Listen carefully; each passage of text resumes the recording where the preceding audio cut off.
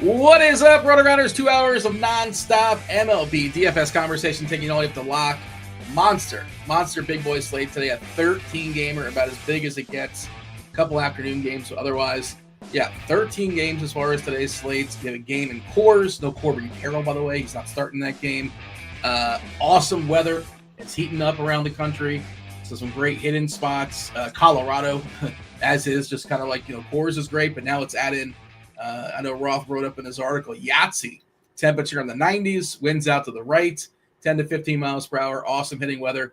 Good hitting weather out there in Sacramento again. Not as hot, but the winds are blowing out once again. Winds are blowing out in San Fran, but historically they do a really good job as far as subduing the winds in San Fran, just the way that stadium is built. I'll go ahead and drop this in the chat for the people to read this at your own leisure. Precipitation-wise, no issues that I'm seeing. Yellow in Tampa, that's your standard Tampa stuff, but I'm assuming nothing to freak out about just yet, nothing you can plan for. And yellow-green for the Yankees. Of course, Roth will be on hour and change. We have Erik Beimfohr, Dave Potts, CheeseIsGood. It's myself and Bobby Gomes. I'm going with Gomes. Bobby Gomes on a Friday. How are things, Bobby? Happy Friday. How are things in your world? It's going well. I went out last night. I was just telling you off air. You don't get many opportunities to go out when you have kids. So I went out by myself because I play DFS and I have no friends, and pretty good. Had a drink and went to another bar, had a drink, and yeah, there we go. I was just hanging out. I had dinner too. So I threw that in there. So I wasn't just drinking at the bar by myself. But, what is your drink of choice, or what'd you partake in last night? I'm a big I like martinis, but I drank beers last night. Okay. Yeah. All right. I like martinis, Dean. I like that when I get drunk the fastest I can possibly get. Or I like tequila too. I like to party a little bit, Yeah, I did that once, and I know tequila's out for me. I just many years ago I had a rough night once with tequila, and it wasn't agreeable. It didn't end up very well. So yeah, not really for me. But if it makes you happy, by all means, enjoy yourself. Martinis also. Tequila on the rocks, not bad. You don't mix it with anything. Just straight tequila on the rocks. That's not for me. But hey, you do you. And martini is also. I'm not sophisticated enough. I'm not classy enough for a martini. You're much classier than I am, so you can make it work. But you just get drunker faster. That's the whole point, right? But you're supposed to sip though. You're supposed to. You're not supposed to you just down it, the martini, right? No, yeah, I sip it, but yeah. I drank beers last night. Just straight beers. All right. Dark, light, anything? What's I'm not a beer snob. I'll drink like a Bud Light. You know what I mean? Oh, really? I feel like Kevin Roth is a beer snob, and he has all those like. I am too. Are you really? I don't drink. Yeah, I'm very picky. I'm very particular. You just can't drink a Bud Light? No. Okay. Natty, I'm not doing that. No, that's not for me. But it's again, I'm glad you enjoy it. Have at it, enjoy yourself. But what kind of beer do you like? I like a dark, like a dark amber, and like if you have something local, I appreciate. But I like again black and tan. These guys, Dean. No, I'm not judging you. You must be a beer snob too. Yeah. I'm just particular. I don't know if snob's the right word, but I would say I'm particular. Yeah, I love Miller Lights in a can. Yeah, I can't. There are people in chat there throwing out different beverages. That's not for me. But again, I'm and I don't expect to, if I go to a party or whatever that they would have, I would bring my own, because otherwise I'm not going to drink your Natty Ice or your Bud Light or whatever it may be. But I'm not making a scene about it, and I'm happy to share. Yeah. All right. Hey chat, hit that like button. Do subscribe. Do turn on those notifications. Do everything. Hit all the buttons. Help us keep the lights on here. Again, 2 hours, big boy slate. Oh, it's a film Friday, Bobby. It's a film Friday. I know you're excited about that. The worst. You can get yourself a week free of RotoGrinders Premium. Just tell me what film I am talking about. in the Discord channel, RotoGrinders.com/Discord, the live stream chat channel. Be the first person to tell me. You get one clue drop every 10, 15 minutes or so. We'll go ahead and drop that first clue. Let's get that beak wet. Love is the first clue for today's Film Friday. Get yourself RotoGrinders Premium. That's not just for baseball, football, baseball, basketball, hockey, MMA, PGA, NBA. There's one more game of NBA. Shout out to the Pacers, man. Respect to the Pacers. However this thing finishes. Great series. Putting up an awesome fight. Making OKC earn it and possibly just stealing it. It could just be Indiana's trophy this season.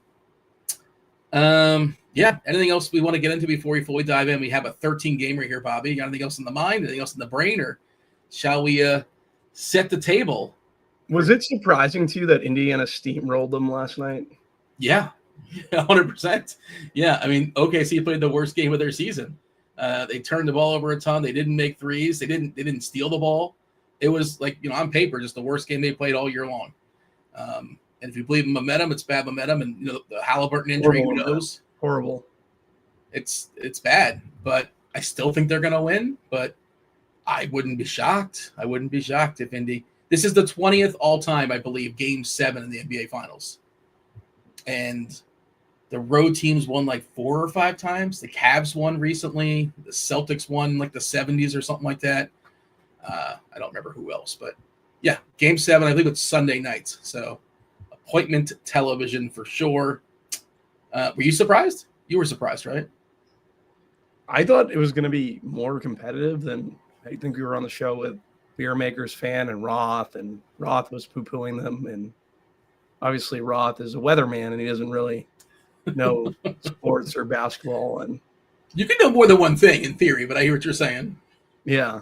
Like they're 12 deep, dude. They run, they come at you in waves. Well, Thomas Bryant, you're counting him. I wouldn't count him. But he's playing. Is he playing? I don't even know. Not really. They kind of phased him out. Yeah. But now it's Tony Bradley. Yeah, Tony Bradley's another one too. It's like, what are we doing here? I know they're trying to find something. They were giving Bryant like 5 to 10 minutes a game and took him out. And now those are Tony Bradley's minutes.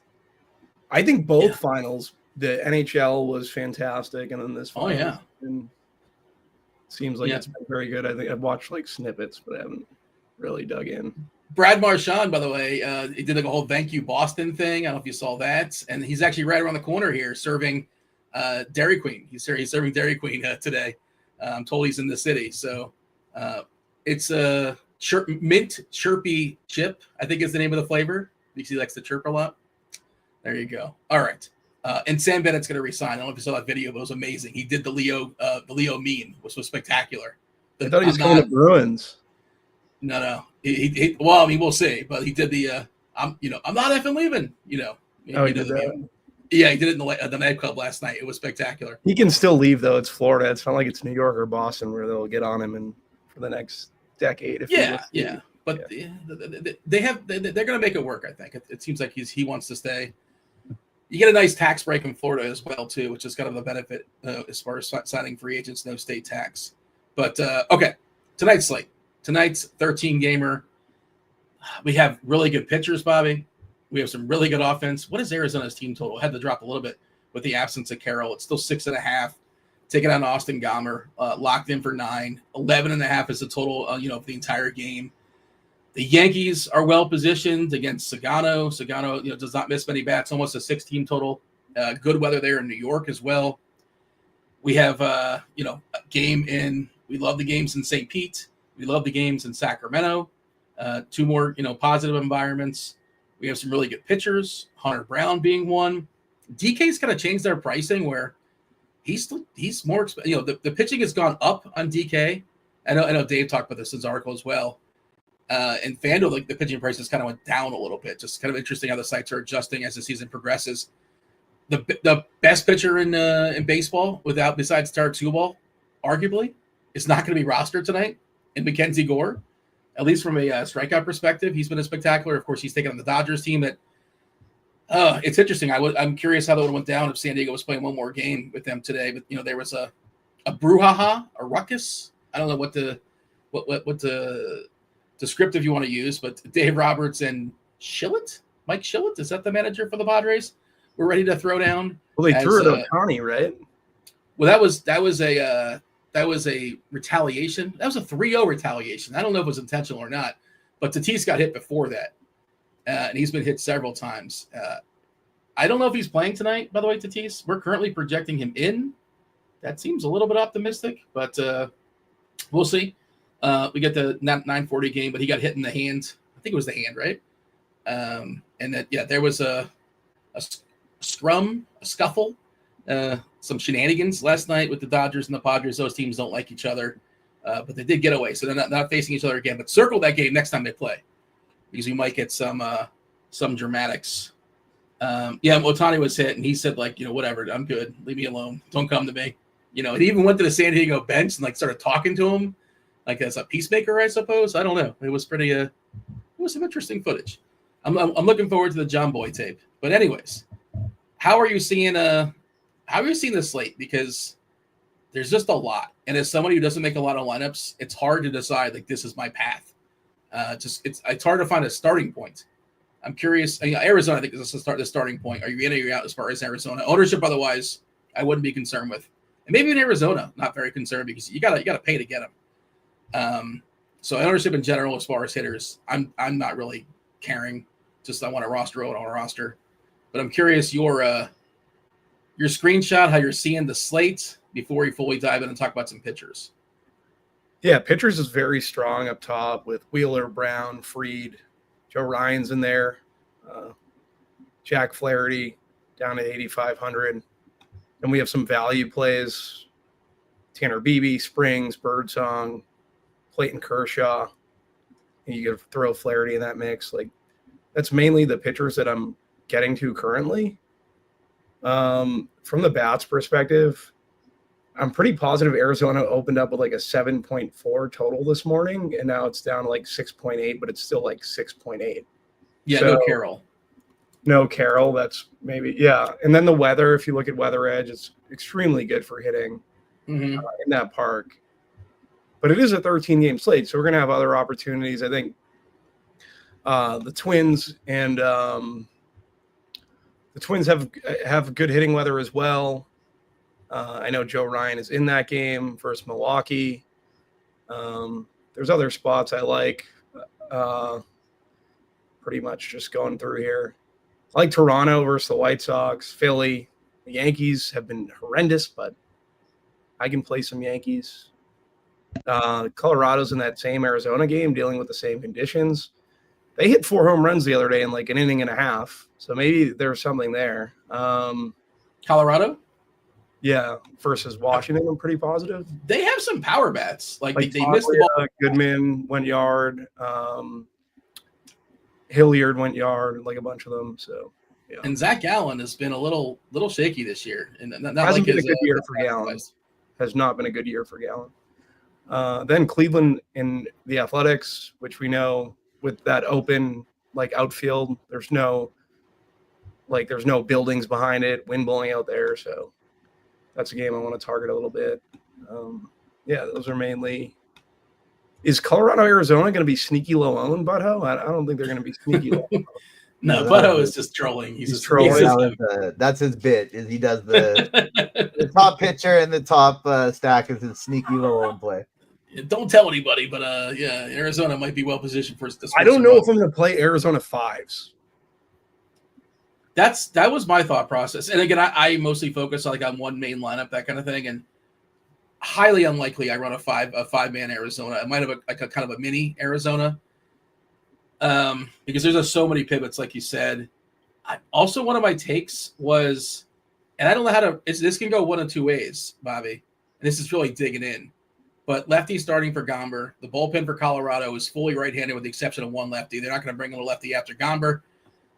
I was thinking Grichuk is going to get pinch hit for, and he's going to get 2 at-bats, and he's going to be one of the more popular guys because he's, one of the best prices. So I'm thinking not playing Grichuk. And it's tricky because now Carroll's not playing, and it's okay, they're down a man. Are they less likely to pinch hit for him because they don't want to lose, another player? They're going to be a little more cautious, when it comes to pinch hitting.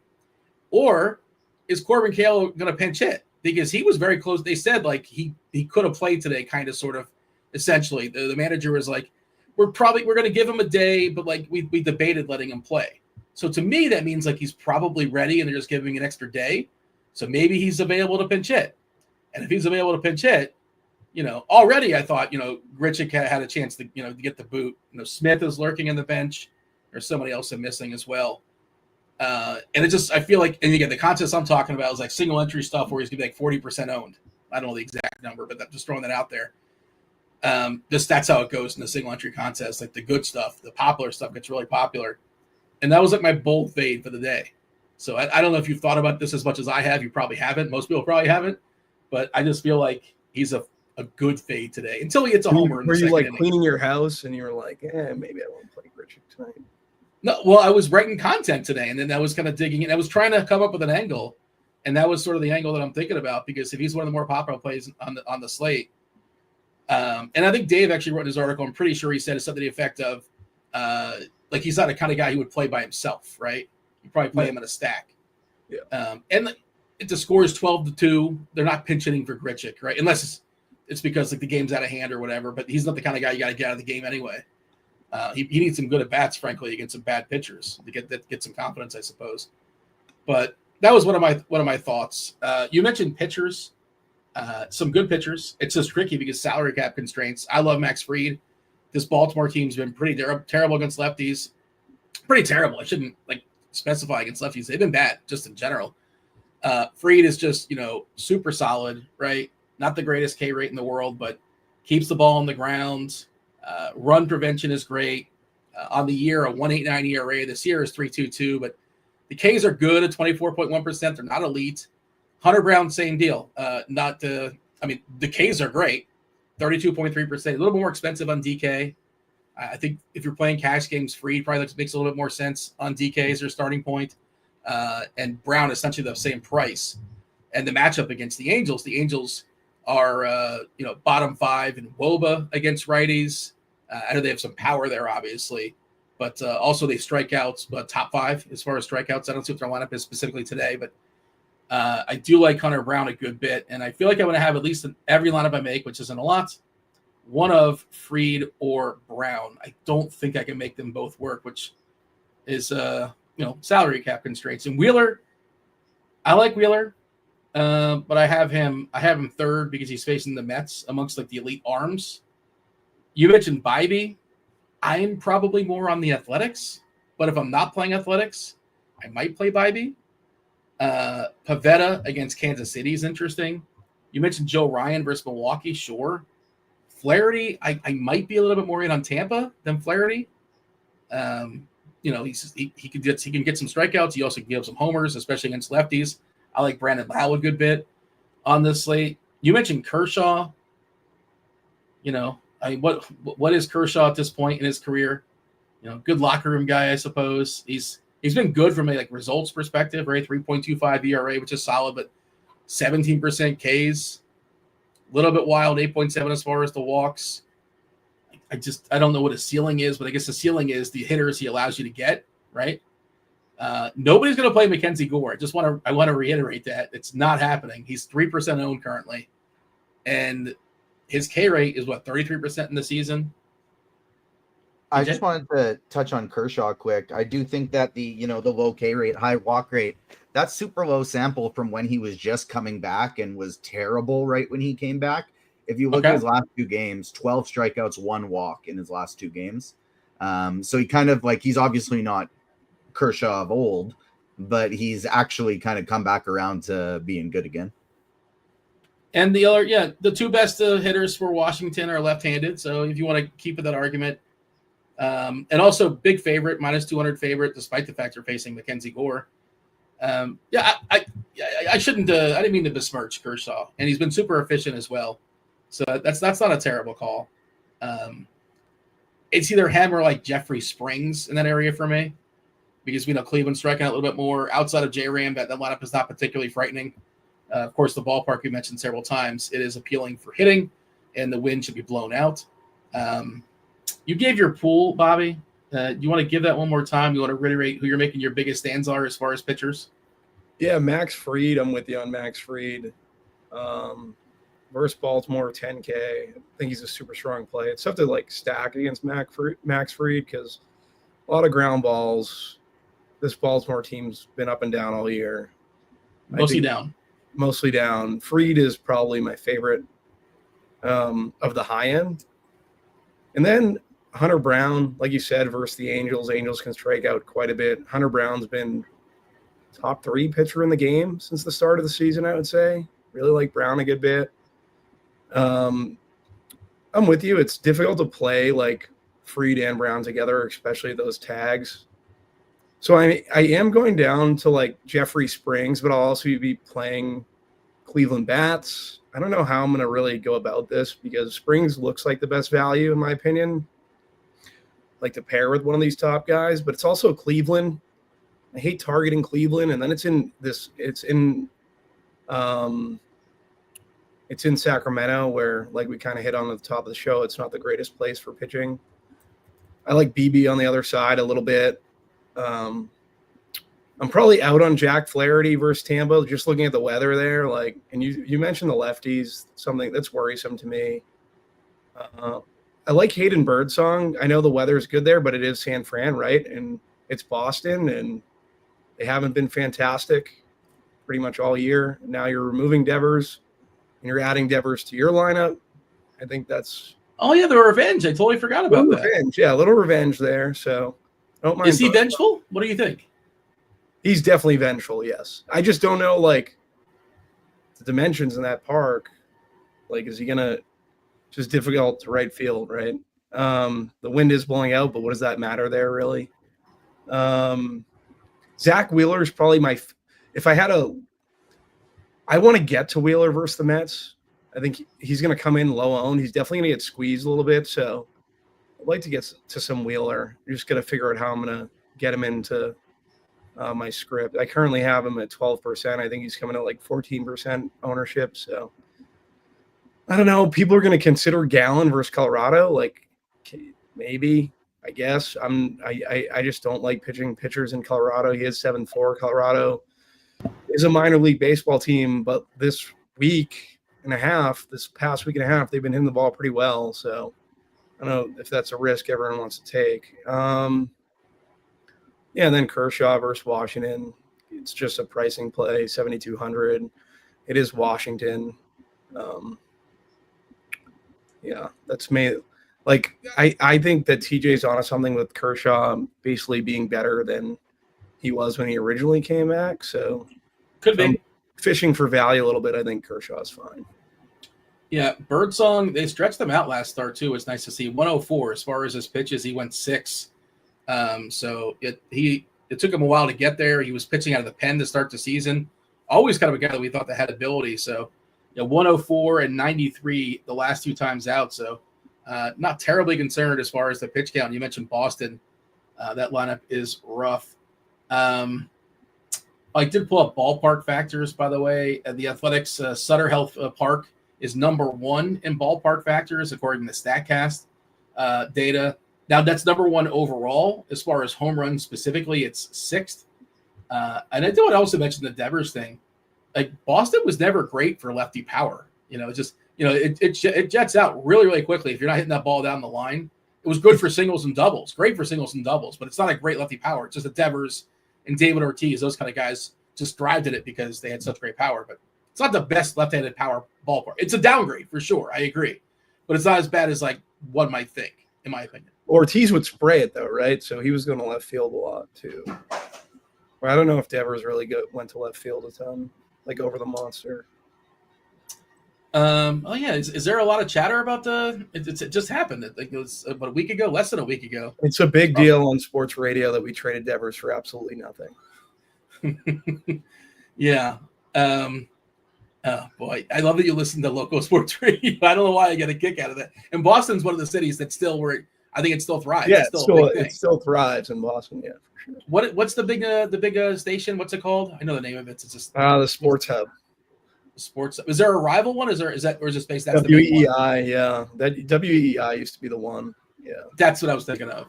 Yeah, and I mean, you guys got. You didn't get a heck of a lot. Have you ever called into a sports radio station, Dean? Yes. Many years ago, I called into a sports radio. It wasn't to give my opinion. I was on some like a show in the middle of the night that goes like a trivia contest they were holding. And I was like 14 years old. I don't know what I was doing, listening to the radio at 14, like 1 a.m. And I didn't win.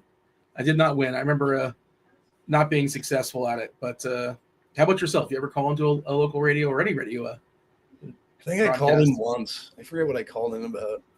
I think it was like the Celtics and how much I hated them. I was going to say, I was sure it was something. You were trying to be positive about something, I'm sure. Yeah. It's something about the Celtics.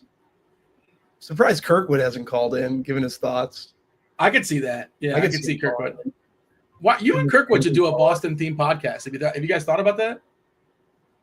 We don't. Neither of us like. He likes Boston sports. I don't know.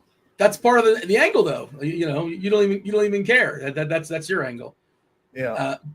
We give 3 of the top 5 pitchers, by the way, as far as Sierra on this slate. I saw Eric in chat saying besmirching Hunter Brown, which is outrageous. Screwball, of course, in his own world, the number 1 pitcher as far as everything. Sierra. Number 2 is Zach Wheeler. Number 3, Mackenzie Gore.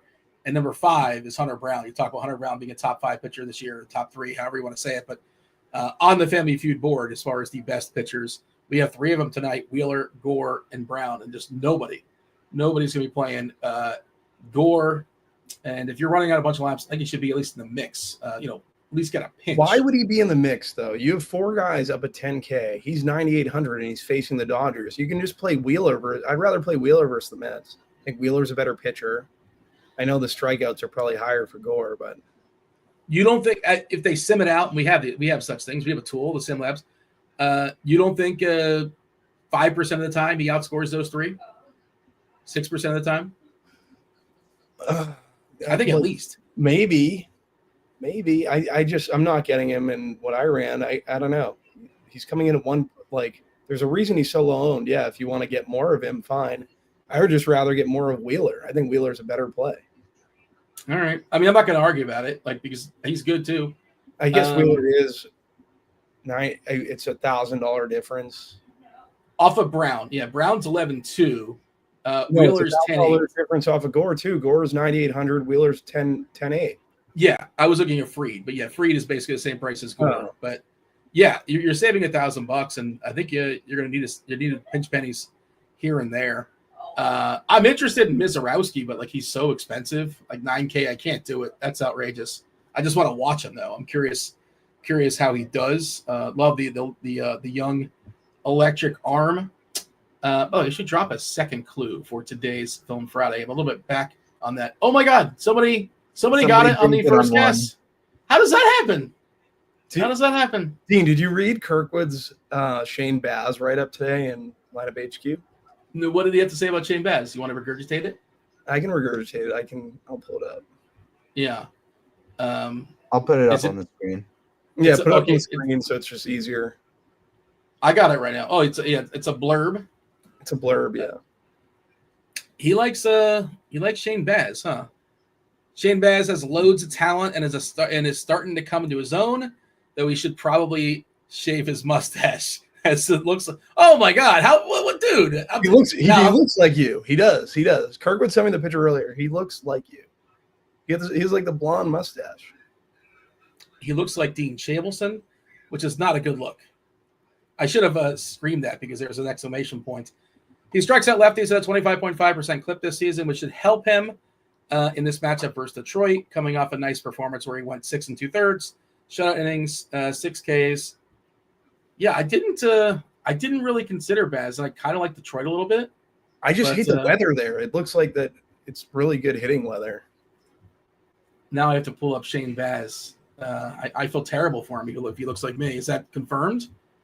Yeah. Oh, the mustache does. Yeah, I can see it a little bit. Yeah. He's got much better hair, though. Much better hair. He's got the mustache to match the hair, but mine somehow it's mismatched. And anyways, maybe TJ can throw Shane Baz's fabulous mustache on the screen. But yeah, that's pretty good. That's Dean. That's Dean's mustache. Yeah, it's the stash, I suppose. Yeah. I'm still reeling that somebody got today's Movie Monday in just one guess. That was pretty impressive. What was the clue? I didn't even get the clue. The clue was love. Yeah, Love The was the Notebook? clue. No. What It was was kind of it? like a curveball. Like it wasn't obvious because it's the first clue. Clue 1776 is took it down there in just one clue. So get you step of the week free of RG Premium. We'll drop the clues just for fun as well. We also have Spidey Bombs dropping. Cam Smith, TJ and Spidey have collaborated. Cam Smith taking on Kikuchi in a very small sample. Very small sample. He's done awesome versus lefties, and of course Kikuchi historically righty power is kind of his bugaboo, and walks as well. You don't necessarily want the walk. You want the righty power home run. Second clue, well, again, we'll just drop them just for fun, is Fish. Love and Fish. What else do we have here as far as pitchers? Anything else you want to emphasize? Again, Larnack scratch. Looks like Jeffers has joined the lineup for Minnesota. So Jeffers in. So I guess they have two catchers. Yeah, Vasquez and Jeffers. I presume Jeffers is probably DHing. That's what makes sense to me in my brain. Nothing really more to emphasize a pitcher. All right, TJ, do you have any pitcher thoughts by chance? I know you were digging in and stuff that you don't. If you don't have anything, by all means, but I'm sure you have something. You're digging. You gave me the Kershaw take earlier. Anything different? Anything you want to point out? Anything you love? One guy that I think I'm a little bit higher on than you guys is Nick Pivetta. Okay. Just because he's a little bit cheaper than the other aces, not quite the same caliber, but he's cheaper. It's a really, really great pitcher's park, and not a great strikeout matchup, but a really good power preventing matchup. So I like Pivetta tonight. I think he could, I think he's got 9 inning potential tonight. So he's my third highest owned pitcher behind Hunter Brown and Max Fried. And then I have Springs and Kershaw and Birdsong as my main SP2s of 15 to 20%. But I do have 5% each of Palante and Jansen Junk for just I love the name Jansen Junk. It's one of my favorite names on the slate. Nope. So nobody mentioned, unless I missed it. I guess Bobby mentioned Bybee in passing. He's one of the SP2s that might get played. I just feel like I'm playing Cleveland a good bit, so I'm gonna get some Bybee. Okay. If you play Cleveland, you kind of force Bybee as the SP2, or just kind of works out, whatever the kind of worked out that I was getting a good bit of both him and Springs. So gotcha. Fried is by far my biggest stand. He's your favorite pitcher amongst the big boys. Yeah. I like him too. Weather, by the way, again, I mentioned it a couple times. Let's just note Weather Edge. In San Diego, 166 games, a 20% bump in homers in that sample size, 65 the temp, 6 miles per hour blown out to right field. We have the fire emoji in several spots. Colorado fire emoji, 97. We're expecting 97 in Colorado. 13 mile per hour winds to right center. 31's the dew. It's a really super small sample, great assault, but like Roth told us, this is spectacular. But in a small sample, 44% bump in homers, which is outrageous. Minnesota also has the fire emoji, 87 the temp, and another small sample, 34% bump in a super small sample. But again, looks pretty good on paper. St. Louis, the Lou is hot. Another small sample, 35 games, 92 temp, 12 miles per hour to left center, 47% bump in homers. Again, really good hitting spots all around. Was the Lou a Nelly reference? Well, I think it's just called the Lou. Nelly's called the Lou, but yeah, he's referenced it before. But I don't think he was the first person to say that. I think it's just something that people say about St. Louis. But yeah, weather is good. It's good in a lot of places, and you could be choosy as far as your hitters, and you can get great hitting environments that are going to be pretty ignored because massive slate. You can only roster so many hitters, so choose wisely. Like we'll get to it, but picking bad team and bad hitting environment just feels to me more so than most days feels like a terrible idea, but especially today. By the way, shout out not on the slate, but shout out to the big dumper Kyle Rowley, 55% bump in homers today, 138 game sample for Chicago. Well, that number is sustained. I don't know who else homer, but he banged out 2 more.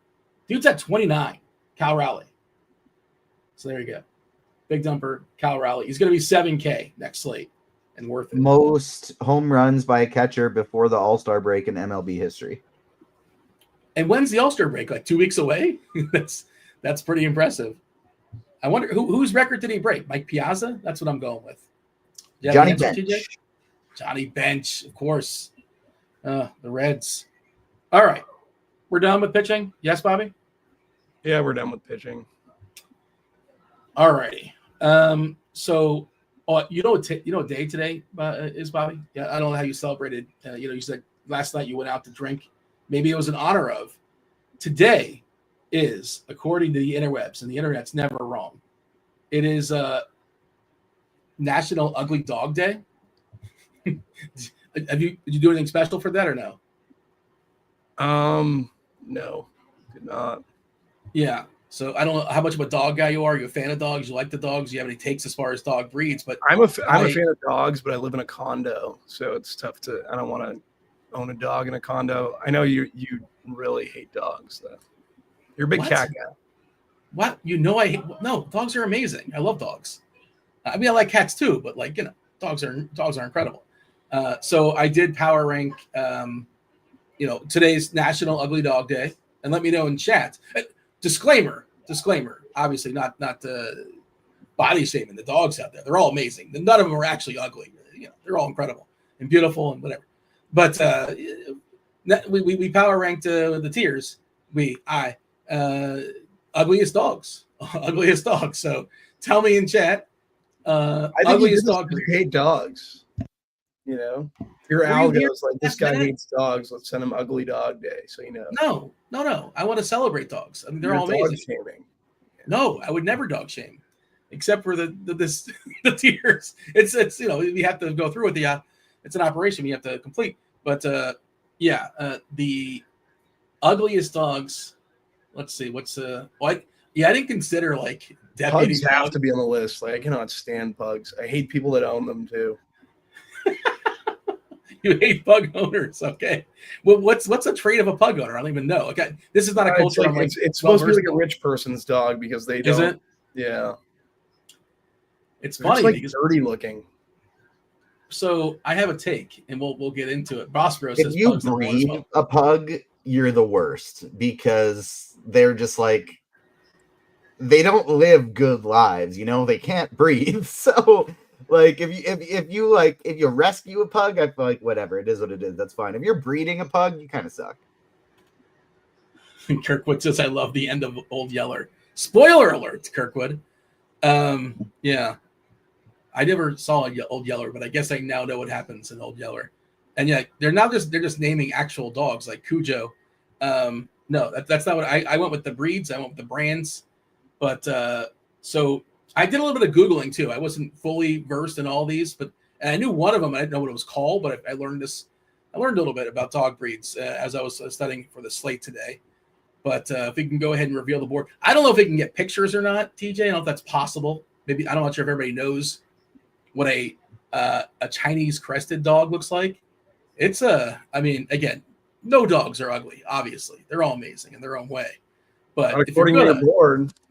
Well, I mean, something's got to be one. there is a Chinese crested dog. I mean, I don't know. Do you think that's the most attractive? If you want one of those, I don't know why you don't want one of those. Unless you're rescuing. I like people that rescue dogs. Oh, of course. I'm not saying to get rid of them. I'm with TJ on that. The ones on the right middle side here look like miniature horses. Like they look like race horses that have been given funny haircuts. That one looked kind of cute, actually. But I feel like Dean might have the Chinese crested dog. They look like cats, basically, to be honest. They look like kind of the before shot, the before and after the Chinese crested dog. Maybe the other one. Something you could put in your. Never mind, forget it. Let's not say. Bobby, the other one is a. Do you know what a pulley is? You've seen it before. I just didn't know they were called pulleys. There's a lot going on with the pulleys. They're very distinct. You don't mistake them for any other breed. If TJ can show those off, possibly. Oh, those are cute. I like those. It's a lot. It's just a lot going on. They're all. Of course, they're cute. Yeah, spectacular. It's like a Rastafarian dog. I don't know what the I think they're maybe French, but I could be wrong as far as their origin. But I don't know. That's the pulley. You did mention pugs. I threw pugs in the middle because they're almost like so goofy, it's lovable. I don't know. So I put him in the middle, and then two dogs that are just gorgeous, spectacular looking dogs in the 4 and the 5. The golden retriever is amazing, and then Siberian Husky is just a spectacular looking animal. You tell me if I'm wrong, Bobby. What's a better looking dog than the Siberian Husky? That's why they're in the 5 hole. I don't know. I like the Huskies. I mixed up Pug and French Bulldog. French Bulldog's the one that That's what you're thinking of? Like a status dog, yeah. French Bulldog. The one you throw in a purse, that kind of thing? Yeah, I was gonna say you could throw the Chinese crested in a purse, or if you wear a purse, who knows? Pulley is Hungarian. I think that is correct. I'm being corrected there in chat. I'm not a pit bull guy. Someone mentioned pits in the chat. I mean, I lived with a pit bull before. Pit bull's basically like you're saying, like, I'm a tough guy, I like how every dog has to say a certain status statement for you. You can't just have a certain dog just because you fell into it. And I rescued this brand. All right. Then there's so many to choose from. There's a lot to choose from. Mr. Richard said we had a German Shepherd Siberian Husky mix. That sounds amazing. What's your favorite dog, Dean? Yeah, I would say a golden retriever or a Siberian Husky. I mean, there's a reason why they're at the 4 and the 5. I like white labs. Yeah. I mean, I don't have enough dog experience to give a great thorough answer, but I want to expand on that. For small dogs, a St. Charles. I like the St. Charles. I don't know what that is. I have to give it a Google. My ex-girlfriend had one. It was good. I liked it. I think it liked me more than her. All right, let's knock it out. 13 games, 26 teams. You have to rank some teams. And the Orioles, the Yankees, that's first. Max Fried. We love Max Fried today. Taking on Baltimore, Sagano. Fried, massive favorite. Minus 332 favorite if you want to get all technical and specific. Yankees, one of the bigger team totals on the board, creeping up on 6. How do we feel about the Yankees and Baltimore? Yeah, Baltimore. I guess you can put Baltimore in. I'm going to put Baltimore in Siberian Husky. I just don't want to play Baltimore. You can make a case for Golden Retriever. I have no interest. I'll put the Yankees in Pulley. Yankees got to get going at some point, right? I don't think they've been able to score a run in the last 7 games. So, I don't know. They got to turn it around at some point. Well, yeah, it's not been great. It's not been great. They put up a 10 spot on no. Did they score 10 against? That was a while ago. I'm trying to remember the last time they had a big game where they scored a bunch of runs. It's been a while. I like Grisham. I like Jazz. I like Judge. I think these guys are fine. Sagano keeps you off balance, but he's going to have a ton of hard contact. So I think the Yankees are fine. In terms of Baltimore, there's really not much I love at all. So just like Fried, I don't think Baltimore can really get the ball in the air either. Outside of Sanchez, there's not really anyone that's going to be able to get the ball. Revenge game? What? Is it a revenge game for Gary Sanchez? It could be a revenge game for Gary Sanchez, but I'm not going there. Let's see. You're a revenge guy, Dean. You tell me. Sanchez, by the way, it does have the biggest fly ball rates in this Baltimore lineup for what it's worth. Some of these other guys are in the green, but the most dramatic is Sanchez. And I think you mentioned that because of Max Fried and his ability to keep the ball on the ground. And that's one of the reasons why he's a great innings eater and just rarely gets his face punched in. All right. Detroit taking on Tampa. Shane Baz, Jack Flaherty, 8 total. Shane Baz and his fabulous mustache. Great ballpark to hit baseballs in there. It's going to be hot, mid-80s or so. Wind is blowing at a tick, basically irrelevant as far as I can tell right now. Sort of a low total, but I guess these are at least pretty good pitchers. We think Baz is good, but we're not sure. He hasn't been great, but the skill set should be there. I like just in general, the lefties, just the lefty power in this game. Brandon Lau, Riley Green, Aranda, Kerry Carpenter. To me, that's what stands out. Although Baz, I believe, has been somewhat neutral or reverse splitsy for what it's worth not too long ago. Your take, Rays, Tigers. I want to like this game more just because of the low total. I'm going to keep it in Pug. Good hitting weather there. Like you said, the lefties, Lau, Aranda for Tampa Bay. And then Detroit, Kerry Carpenter, Riley Green, I think those would probably be my favorite bats. So I'm going to put them both in Pug. Both teams in the mid-tier in Pug. White Sox, it's Grant Taylor is a person who's professionally trained to throw baseballs. He's starting today for the White Sox, taking on Spencer Turnbull. 9 total, most of that number going to Toronto, over 5. I think we are expecting, is it Alexander is the expected long man for Chicago? There's not one on the lineups page, as far as I can tell, but I think it's Tyler Alexander is the presumed long man, but who knows? But it's kind of a wild card. Whatever's behind door number 3. He's a lefty for what it's worth, 30-year-old veteran. How do you have Toronto and the White Sox against Spencer Turnbull? So Toronto's getting this minor league pitcher, and that just bumps them up for me. They've also been extremely hot all around. I'm going to put Toronto in Pooley. I like them a good bit. Barger, Springer, Vlad. Bichette's been really good. I like Toronto today, and I think a lot of people are probably going to take a very underweight stance on Toronto, so I'm going to try to get over. On the White Sox, no real interest. Siberian Husky for me. Vargas is fine. That's literally about it. Maybe Benintendi, but yeah, I'm not getting too many White Sox. Yeah. Alexander, again, the presumed long man, the left-hander. I do like the Toronto side. I think you're pretty sneaky. I would have thrown him in the same spot that you did. And, of course, yeah, Siberian Husky, it has to get the White Sox. That's their home. Braves, Marlins, 9 total. Diddler Fuentes? Is that this person's name? Oh, Didier. I don't know why. Didier Fuentes. I don't know why I was singing L for some reason. Didier Fuentes taking on the Marlins, and Jansen Junk. Has there ever been a better pitcher matchup? Names. Jansen Junk versus Didier Fuentes. That sounds amazing. I'm getting Atlanta slammed.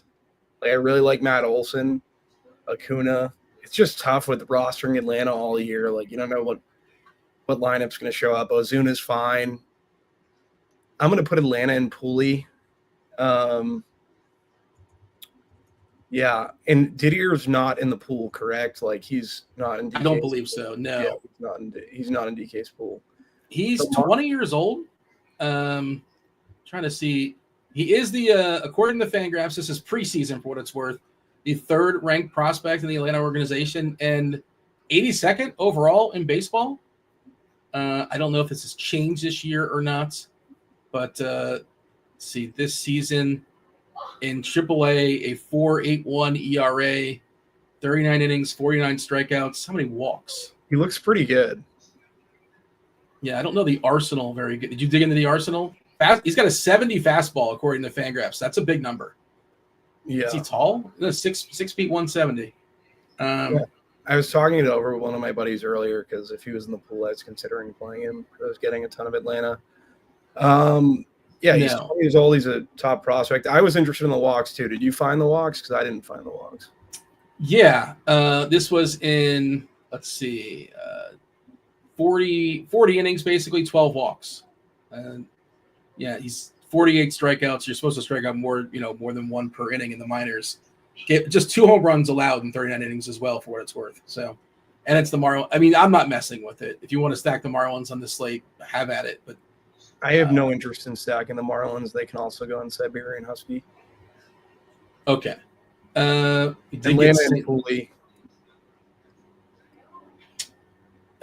St. Louis lineup just came out. No Contreras and no Arenado. It did play a doubleheader yesterday, so maybe that's why that lineup is looking a little bit unspectacular. Is that did it actually get dropped? I think that's what it is, right? I'm seeing that we're removing players. I was looking at our player pool in the lineup HQ, so I assume somebody saw something. I don't see the official lineup just yet, so maybe that's not official yet. That's somebody changing their guesstimation. Also, they lost their catcher, one in the IL as well. So that St. Louis lineup taking a hit today. We'll get there in just a second and talk about them and throw them in a tier. But the Mets and Philadelphia, Blade Tidwell is incredible. I want this guy to be good. Blade, greatest Blade ever to play baseball, right? Taking on Zach Wheeler. Zach Wheeler minus 200 to favorite. Earlier in the day, this weather was looking pretty impressive from a hitting perspective. I think it changed. Last I saw it with Weather Edge. I think it's now Blade, kind of another Bo Jackson, Deion Sanders esque player, as he is a dual sport athlete and participates in 2 leagues. What's the other sport? Dodgeball. Oh, come on. You buried the lead. What's the name of the league he plays in? Dodge. You say it like, well, He plays for the Purple Cobras. Along with Laser and Blazer. Okay, is that what you're doing here? Get out of here. You had me going for a second. I'm like, well, wait a second. Blade Tidwell. His brother Rod was a great wide receiver for the Cardinals, too, back in the day. So Zach Wheeler taking on Blade Tidwell. How do you feel about the Phillies and the Mets? I think the Phillies are pretty interesting against Blade. I think the Phillies are pretty interesting, too, against Tidwell, because it seems like the Mets rotation is just pretty depleted, and that's why they're throwing him out there. So I want to put the Phillies higher, but I'm going to put them in pug, and we're going to stay in that like adjacent range where everyone's kind of lined up. The Squirrel Patrol, we'll do the Squirrel Patrol thing. I like Schwarber. Turner's fine. Kepler, obviously. Those were the main guys that stand out. Mets bats versus Wheeler. I like there are guys here, obviously, like it's the Mets, Alonso, Soto, Nimmo, Lindor. They're just not a team I'm getting too much. You can just throw the Mets and Golden Retriever. I like Wheeler today. All right. Cincinnati, St. Louis. We should drop that third clue for today's Film Friday. We already got a winner, but let's drop the clues just for fun. Hook was the third clue. We could drop the fourth one too. Why not?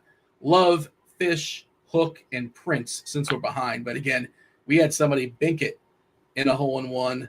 Cincinnati, St. Louis, almost a 5 total. But, Ivan Herrera went on the IL today, so that we're going to get a different iteration of that lineup for the Cardinals.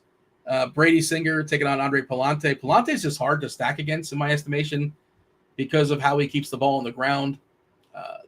Maybe the best ground ball pitcher in baseball. It's let me pull up his stuff on Savants, but I would imagine he's a 99 as far as ground balls. But your take for the two offenses here? Yeah, Cincy, like not much standing out to me. Ellie's obviously fine. Benson's fine. Tyler Stevenson's a fly ball hitter, so I don't mind him. I just don't love stacking them, like you said. Like it's really difficult to stack versus Palante. So for me, just because it's mainly one-offs, they're going to go in Golden Retriever. I know the hitting weather's great. Just not getting to them because I don't like to stack versus Palante. I think you're going to need to stack significantly on the slate. In terms of St. Louis, like St. Louis has been good. First Singer, I don't know. I've had a little luck with Gorman, Burleson, Contreras. Like those guys are fine. In terms of like where I'm playing St. Louis currently, just because the hitting weather, I can play them. And we'll go in pug with St. Louis. I don't love them. Right. By the way, as I suspected, 99 percentile for Palante when it comes to getting ground balls. Like just nobody gets more ground balls basically in baseball than Andre Palante. That is his one significant skill. Brewers Twins, Joe Ryan, Jacob Mizorowski. Mizorowski looked really electric in his first start. The fastball in triple digits. He's a big boy. He's like 6'7" or so. Did not give up a hit, but he walked a bunch of guys. You know, that's just kind of what you're going to get from rookies sometimes, where they're going to be, and just a lot of young pitchers. You tend to get some potentially wild pitchers. Larnach got scratched in this Minnesota lineup. Joe Ryan, probably in a different slate, would get more attention, in my estimation, but I'm just having a hard time getting there because, you know, if I'm going to pay up for Joe Ryan, I'm just going to pay a little bit more and get Fried or Brown or possibly Wheeler. It's kind of where I'm at, or even Gore. Your thoughts when it comes to the Twins and the Brewers? Yeah, so basically really good hitting weather here.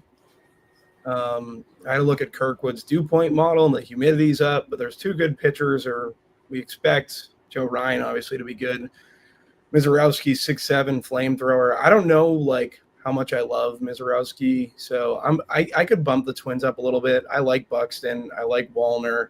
I like Larnach. Oh, Larnach was removed. Who was removed? Larnach was removed. I like Jeffers. Cody Clemens is fine. I like the Twins overall. Milwaukee's probably just golden retriever. Yelich.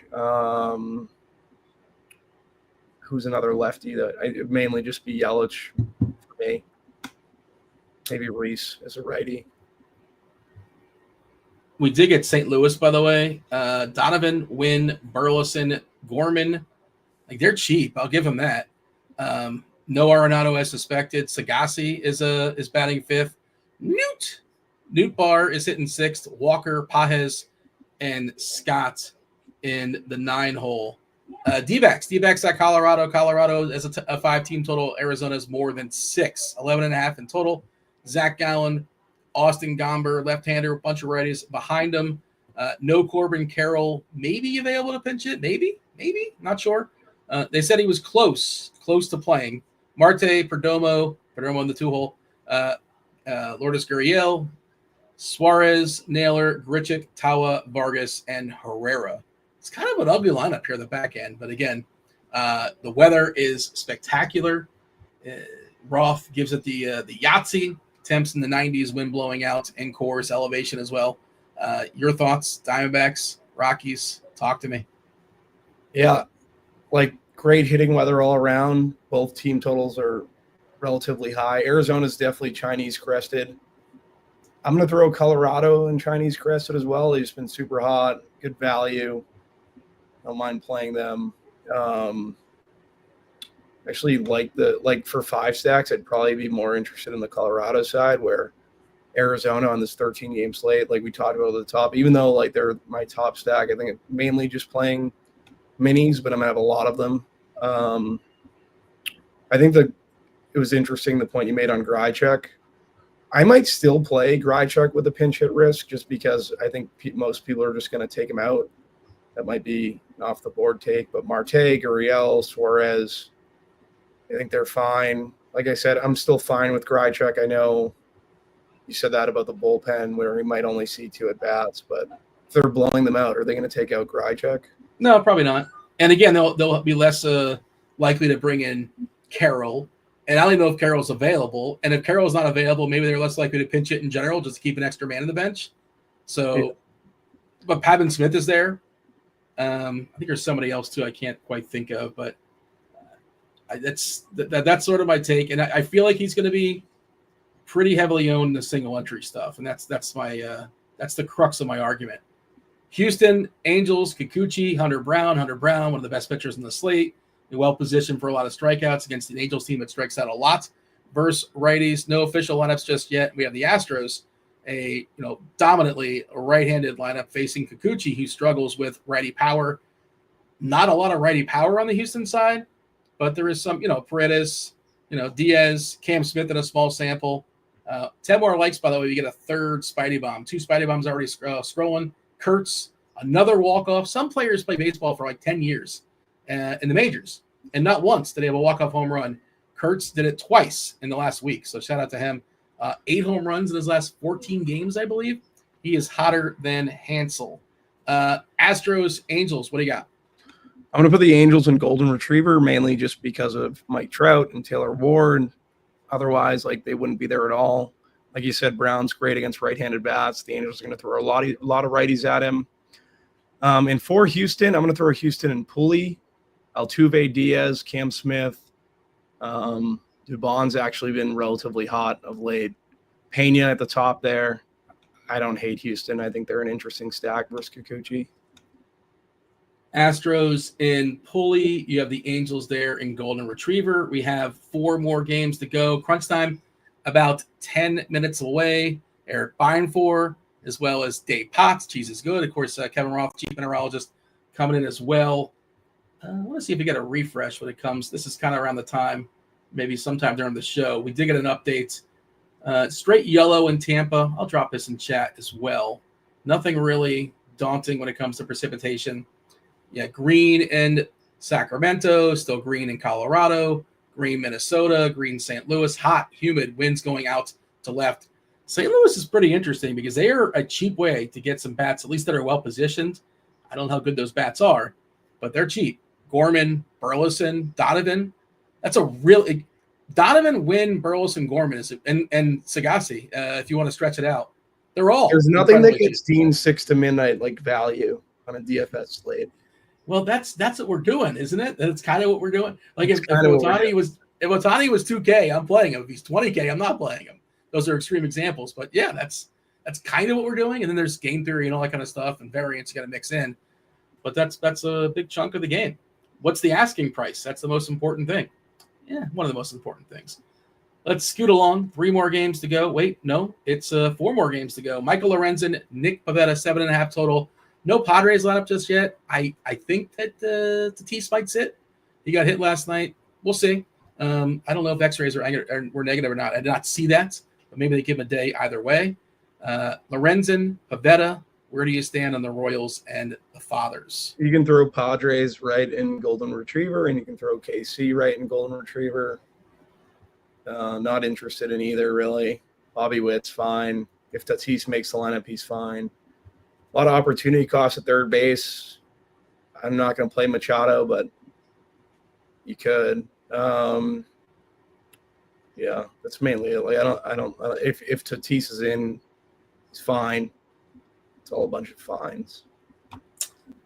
The 5th clue, by the way, for Film Friday was 5th clue was upcoming reboots. Upcoming reboots. So it was Love, Fish, Hook, Prince. Upcoming reboot. That is the 5 clues. We already have a winner. This, of course, the first day of summer, Bobby. It is the first day of summer. Just saying that for no particular reason as I talk about Film Friday. Is it the first day of summer? Yeah. 6/20. It's the summer solstice, I believe. Yes. So congratulations on that. Tomorrow's first day of summer. What's that? Tomorrow's first day of summer, 21st. Well, whatever, man. It's close. I don't know when people are Dean watching always it. knows the stuff that you need to know, and Dean's always wrong. So I'm talking to the people that are watching this show in 7 hours. That's it. That's the audience. who's watching the show in 7 hours? Well, somebody likes to watch the show and say, "Yeah, they got that wrong, and they got that wrong. That was a terrible take." So there's like one someone guy out there that it. does that. I don't know. Maybe it'd be a fun way to watch it, though. Like, you know, these clowns. When you know the results, it's much easier. Okay, I agree with Jack Swales in chat. The first day of summer is Memorial Day. Okay. Yeah, I've heard Simmons is a Boston guy, and he would talk about, and this is different, of course, depending on where you're located, but the like shorts day, like the one day where people start wearing shorts, is that Memorial Day in Boston? I don't know. Is it? I don't know. Like, obviously, the weather's been bad here, so I don't know. Okay, well, I was in Florida for 3 months, so it's like I've been in summer for. It's so hot here, and it's in the 90s like every day. It's ridiculous. I'm not there now. Yeah. Oh, you're not missing out. Cleveland Athletics, Tanner Bybee, Jeffrey Springs. We talked about how much we like this ballpark. It is a little bit cooler relatively. 79 is the temp as far as the expectation this evening. Bybee vulnerable to lefties. We talked about Kurtz. I saw Kurtz as one of the Spidey bombs there lurking in chat. Butler bang went out left on left last night. Tonight he gets the platoon against Bybee. Then there's Springs against J-Ram, and like not much else around him. But J-Ram is pretty awesome. Really good price on FanDuel as well. Your take for Cleveland and the Athletics? Where are we throwing them? Jose Ramirez, the beast of the night, Dean. Oh, look at that. We knew that, of course. Shout out to I Beer. love Cleveland tonight. They're in Pool E for me.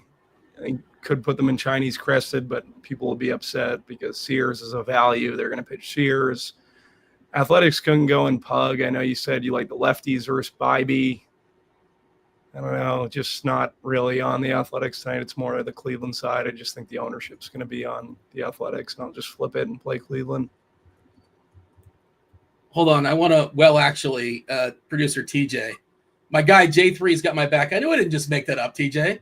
First day of summer in the Northern Hemisphere, which is where we're at. We're in the Northern Hemisphere, is June 20th. And I don't know, you got a calendar there in Saskatoon? I know you're pretty, what day is it today for you in Saskatoon? You're on the 20th, right, TJ? Is that correct? Who are you going to trust, me or Google? Well, first of all, J3, and secondly, Google, and then you. So, and Google and J3 both have June 20th. So I thought for certain. Squid in chat said seasons are fake. I think he's correct. Like birds, right? Yeah, right up there with birds. Okay. The earth is flat, too. I've heard some things. I've seen some videos. Washington versus the Dodgers. Kershaw. Let me Mackenzie be Gore. clear.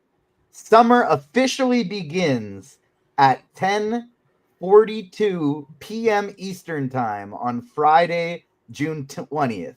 So the first night of summer is tonight. The first day he's right about of this. summer. No, he's not. June No, he's not. 21st. Yes, he is. Yes, he is. That it is. He said it's tomorrow. He said the first day of summer is tomorrow. He did not It's say the that is first around full this day evening. of summer. The day of summer is tomorrow. The first night of summer is tonight. No. You are backpedaling, my friend. Nope. Absolutely correct. It's the You're like a quarterback right now. The You are middle of the night backpedaling. is tonight, and then the longest day is tomorrow. Andrew says time is a social construct. Yeah, Yeah. sort of. True. Gore against Clayton Kershaw. He's the biggest conspiracy theorist I know, by the way. Who is? Dean. No. Guy named Dean that I know. Oh, well, you did say earlier you have no friends, so maybe by default I have to be. I'm the biggest and least biggest amongst the both ways. Mackenzie Gore, Clayton Kershaw, great matchup. And we got Kershaw from a few years ago. He's been okay of late. Shout out to him. And two best hitters here for Washington, Abrams and Wood. Wood, by the way, incredible. Banged out a couple homers the other day. He's still just 23. Just a great future for him and CJ Abrams and Mackenzie Gore and all players that used to play for San Diego. How do you like the Dodgers and the Nats tonight? Yeah, I like the Dodgers a good bit. I know Mackenzie Gore is someone that Dean does not want to target, but I think I'm going to be on the Dodgers. They are the Dodgers. Shohei Ohtani, Will Smith, Teoscar, Freeman. Back end of the order is horrendous, but there's still Edman there. I'm going to put Dodgers in Chinese crested because I want to play some Dodgers tonight, even against Mackenzie Gore. Really? You put him in the top tier. Look at you. By the way, the lineup just Well, if dropped. they're not going to be as Freeman. highly owned because they're facing Mackenzie Gore, I'll play the Dodgers overweight. There's also pinch hit stuff lurking. Just a heads, whenever they start, especially when they start against a lefty. Ohtani, Betts, Smith, Teoscar, Pajes, Edman, Conforto. No Freeman for LA. Get me no Hernandez. Pump the Dodgers down to Pooley. That's all it takes, huh? Yeah. Freeman getting the downgrade today. Last game on the board. We'll get to that in a second. Let's tell the people how we got to Film Friday. We did have a winner on one, so there was really no suspense. Love, Fish, Hook, Prince, upcoming reboot. Love was in reference to one of the co-stars, their name, not their first name, not their last name, their middle name. That will be Jennifer Love Hewitt. 2, Fish is in reference to the villain in this movie is the fisherman. And I just like the idea of putting Fish and Hook together. Hook was the third clue. The villain in this movie had a hook for a hand. Spoiler alert. I don't know how the sequel is going to go down. There is an upcoming reboot. And, of course, Prince, Freddie Prinze. And that's the reference there. So I don't know if you're excited, if you have your calendar circled or not, but they remade another I Know What You Did That Summer. They're actually both going back, Freddie Prinze and Jennifer Love Hewitt. I don't think they're starring in it. Cameos, I suppose. Are you excited about this franchise getting relaunched? It's Scream. What's the? No. It's I Know What You Did That Summer, which is kind of like Scream. Sort of. Yeah. Funny. They get similar time. I like it. Yeah, that's cool. Hook's my son's favorite movie. Hook. That's right. Peter Pan. That's all we watch. Yeah. Maybe he'll like this movie too. I know. I've seen. I Know What You Did Last We're on a summer. first name basis. Myself and the Rufio actor, Dante Bosco. Oh yeah. Oh really? I was Rufio for Halloween once. Really? Yeah. I've interviewed Dante Bosco a couple times. I will be again in a couple months. I don't. I had to Google who Rufio was. Like Rufio was in Peter Pan, was in Hook. I want an autograph, TJ, for my kid. Yeah, Rufio was in Peter Pan, Dean. Robin Williams. I can make that happen. I'll be seeing him in person in September. Oh, cool. So in summer, What season would that be? Probably not summer. Okay, last game. It's Boston, the Giants. It is a full-on first blood revenge game for Rafael Devers. Devers back, taking 100 Dobbins, Hayden Birdsong. We have a spectacular group of just pitcher names on the bump. We like Birdsong a little bit. This Boston lineup obviously not very good. The absence of Devers for one. It's pretty shaky. There's a lot of youth here. Duran, Navarez, Roman Anthony, Toro, Abreu, Story, Mayer, Rafaela, Hamilton, the speedster in the 9-hole. No Giants lineup just yet, unless I missed it, unless it's just dropped. Jorge Soler, by the way, is going to go in the IL. Your thoughts? The game here in San Fran. The wind is blowing out, but the ballpark doesn't really care about the wind blowing out in San Fran. It's built with that in mind to kind of subdue it, and it's cavernous as well. But Boston Giants. Let's close it out. I'm gonna put the Giants in Hug, I guess, just because Devers revenge. I'm gonna go with the Devers revenge tonight. On the Red Sox, Siberian Husky. I don't love the Red Sox. Put the Red Sox in Golden Retriever because I like Abreu, and I don't think I'm going to be getting much Red Sox though at all. I'm going to recap the board. Crunch time's knocking on the door. As I recap the board, Bobby, give me some homers. Think of some homers we can unleash on the people in just a second. The number one category, I see Roth in chats. He says, what kind of list am I looking at? There's 13 teams, Roth. That's what you're looking at. 13 teams. Well, 26 teams, 13 games. But he's asking about the list. And maybe Roth can come up with an answer. Beimfohr, I'm sure, is an answer as well. He's lurking. But I don't know how you guys celebrated, but today was International it was Ugly Dog Day. So we power ranked the ugliest dogs. I did. And, all dogs are incredible and they're personable, and none of them are actually ugly. There's your disclaimer. But if we were forced to, Chinese Crested in the 1-hole, Arizona, Colorado, all by them. They're lonesome. You like that game in course. Pulley has the Yankees, Toronto, the Braves, Minnesota, Houston, Cleveland, and the Dodgers. Pug. We have Pug right there smack in the middle. It's the Rays, Detroit, Philadelphia, St. Louis, the Athletics, and the Giants. Golden Retriever, just a spectacular looking dog. The Mets, Cincinnati, Minnesota, the Angels, no Soler on the IL. San Diego, Kansas City, Washington, and Boston, very popular tier today. And then the Siberian Husky, second to none. Just a spectacular looking dog. That's Baltimore, Washington. No, that's the White Sox and the Marlins in their usual spot. So I think I gave you enough time, Bobby. Give me some Bobby bombs. Unleash it on the people. Yeah, we're going to go J-Ram. I think he's my favorite of the bunch. From there, we can go to Kettle Marte. I think that's probably someone that's pretty popular. Dean hates Trent Grisham, so we'll go Trent Grisham for the Yankees. He homered the other day, yesterday. Yeah, he homered after you poo-pooed him. Moore didn't homer though, so he's still not a home run hitter. Until he is. Like Matt Olson. I feel like these guys are all pretty chalky though, outside of Grisham. All right. Crunch time coming in here in just a second. Hit that like button. Do subscribe. Turn on those notifications. We have Chief Mineralogist Kevin Roth, Erik Beimfohr. We have Dave Potts. Cheese is good. Let's do it. Let's transition right now to Crunch time.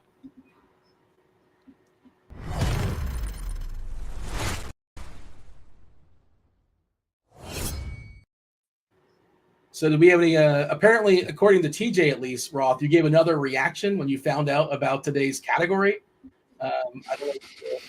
I was trying to figure out what the hell kind of list has golden retrievers and huskies low, right? So my mind was immediately blown as I came in. And then when you explained it, it's like a reverse list. I was like, okay, that makes more sense. It was just so good because it's so demonstrative. And so you were like, TJ had to bring his dog on.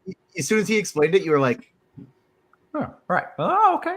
Like, it was just doing. It was very much like if somebody was like you were trying to do charades or something. It was just perfect. Yeah. What are we looking at, TJ? What breed is this? Oh, who knows? He's some kind of terrier, but he spent 5 years in the wild on his own before he was rescued. So, he all kinds of things probably.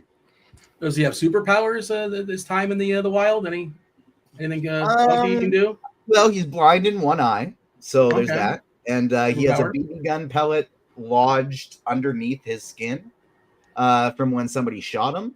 Oh, that's terrible. He's a real good boy, but that's about it. What if though he was blind in both eyes? Now he can see out of one. That's a superpower. I thought the superpower was his other eye is now really, really powerful. Yeah. Honestly. I'd love to I'll say wait he's for the got rest like of that. heightened senses, but no, he's just kind of a lovable idiot. Beimfohr, I know you have some Aren't we dogs all? lurking. I don't know if they're accessible. What kind of dogs do you have? They're not really appropriate for this family show. I think that we're on. The fact that you're doing any form of negativity towards dogs is unacceptable. You were giving dog rants. I wasn't here. I just showed up. Exactly. I showed Dean's up a dog and shamer. Doesn't like dogs. the chat was blowing up Dean giving anti-dog rants. No, unacceptable. No. Pro dog. I gave a disclaimer. It's just like, no offense, but I gave the disclaimer. With all today is I didn't make the holiday. My understanding is there's a holiday today, according to the interwebs, and it's never wrong. National celebrate your ugly dog day. So that's what we ranked, or I ranked. I'm saying we. They threw everybody else under the bus with me. And the disclaimer, they're all no dogs are actually ugly. Of course, obviously not. The least ugly. Well, see Ross making the face. If you throw up the Chinese crested, and then maybe you'll change your mind, because I'm not saying it's an ugly dog, but if you had to pick a dog that might be ugly, you're probably going to pick the Chinese crested. I don't know if TJ has that on the ready or not for the people. Googling. But, Dean said Marley and Me was a comedy in the chat. I read the book. It was sad. It's a tearjerker for sure. How dare you? I love dogs. The disclaimer was right there. And there's the Chinese crested. So yeah. Dave, you have any dog takes you want to get off? Get me out of this because I'm getting painted incorrectly. Nah, same thought as Kevin. I was like, I couldn't figure out what the list. Like, I looked up Chinese crested because I wasn't sure. I was like, well, that's on top. That's a weird list for sure. No, I'm on board.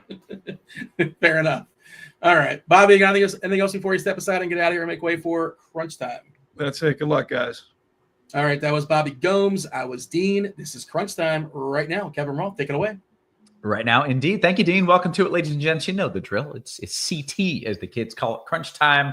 We're going to take you up to lock. We're going to give you some pitchers, some hitters, some home runs, some stacks, answer some questions, and, of course, give you a weather report as well. Dave Potts, Cheese is Good in the house. Noted dog person, Dave Potts. What up, Cheese? Not much. Pretty great slate. All kinds of everything.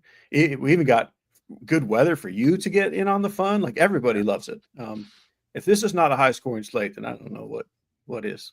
Yeah, we started off pretty good. There was a weather game in Wrigley, and that, I don't know, it was 13 runs and 6 bombs. And maybe Cal Raleigh played in it, which is not even fair, really. He just single-handedly wins games. He does. We're only like 2 weeks past when I said he's a top 3 hitter in baseball, and people were still laughing. Like, stop laughing. The guy has like 47 homers in like 19 games. So incredibly good. It's outrageous. I was thinking about that. I thought it was like, I don't know, a month ago when you were like, he's legitimately one of the very best hitters in baseball. Because I said it jokingly, and you were like, no, really, he is actually one of the best hitters, like top 3 in all of baseball. And he's kind of proven that. We got my guy Beimfohr in the house as well. We got to hang out yesterday, running it back. How are you? Yeah, I love meeting my Roth quota, but maybe we're back-to-back days. What's going on here? I don't know if that's good for the people or bad for the people. We'll find out in an hour. I think the introductory being what seemed like anti-dog was an interesting way to segue into a truly wonderful slate, as Cheese is mentioning. Anybody that makes a lineup that you don't love tonight, I think you should start over, because there's about 1 million different things you can do tonight. Yeah, a lot you can do, a lot of ways you can get it right. And that really, I don't want to say it's because of the weather, but I'm a weatherman. What else am I supposed to say? I think it's because of the weather. Just some incredible hitting weather in a whole lot of spots. Winds are blowing out in New York. Winds are blowing out in St. Louis, and it's hot and humid. Winds are blowing out in Coors, and it's 100 degrees, and well, it's not humid, but there's the elevation. Winds are blowing out with the Angels, San Diego. Love the weather in Oakland. Dodgers all right. San Francisco, winds are blowing out, but we never really care about that. Bottom line is there's a lot you can do right. The only way you can do it wrong is if something goes wrong in Tampa. There is a whole lot of rain around, but all the forecast models just kind of slowly dissipate it. They might need to late start it. I'm not sure yet, but I do expect they will play. Eric asks if this Eric is drinking a Pacifico. Are you? It is not. It is not a Pacifico, but we are. It's a wonderful Friday. It is hot as Hades here. I can confirm. My dogs, speaking of dogs, can also confirm they can last about 30 seconds out in this humidity here. So maybe that's good for us. We can make some money with that. But yeah, just a basic St. Louis light beer. Oh, all right. I mean, we'll take it. We'll do it all. Okay, so that's it. That's my weather spiel. Let's talk about the slate. Cheese, you look like you're chomping at the bit to talk about this slate, to talk about I'm pitchers. just thinking about how to even talk about this slate. So what I want to say, and we'll go right into pitchers, but I think the decision point is not really who to play, because every pitcher is great. Every offense is great. Like, you can spend high-end pitchers and find cheap stacks. You can go cheap pitching and find great stacks. You can do a bunch of one-offs. There's everything. The decision point is how far you want to spread out on all sides, depending on how many lineups you're playing. Mm-hmm. Like, I think you have to make a few stands and just leave some great teams off your list. Like, even with 150 lineups, I don't think you can get to it all tonight. So kind of the way I'm doing it is I knocked, I don't know, half the slate off my list, even though I don't dislike it at all. I don't think this is one of those you play a little bit of everybody. But I can't narrow it down super small either. But I will say, on the pitching side, I got it narrowed down pretty far. And you could absolutely have more than this. Let me tell you who I'm not playing, who I think you could play. Okay. I'm not playing. I have like 1 or 2 Nick Pavettas. I'm under on Nick Pivetta. Playing Joe Ryan instead of him if I have to be in that price tier. Although I'm not even playing a ton of Joe Ryan either. But I don't have Pivetta. I don't have any Hayden Birdsong. I don't have any Shane Baz. I don't have any Jack Flaherty. I'm usually a Flaherty fan, but I don't have any Flaherty. Certainly don't have any Mackenzie Gore. Don't have any Zach Gallen. You can play all those guys. That's who I don't have. Up top, I like Hunter Brown, followed by Max Fried, followed by Zach Wheeler, but I love all 3 of them. On DraftKings, I don't have a clue where the ownership goes because of that price on Hunter Brown. And not all projections love him. Like, the bat doesn't really like him as much as Fried anyway.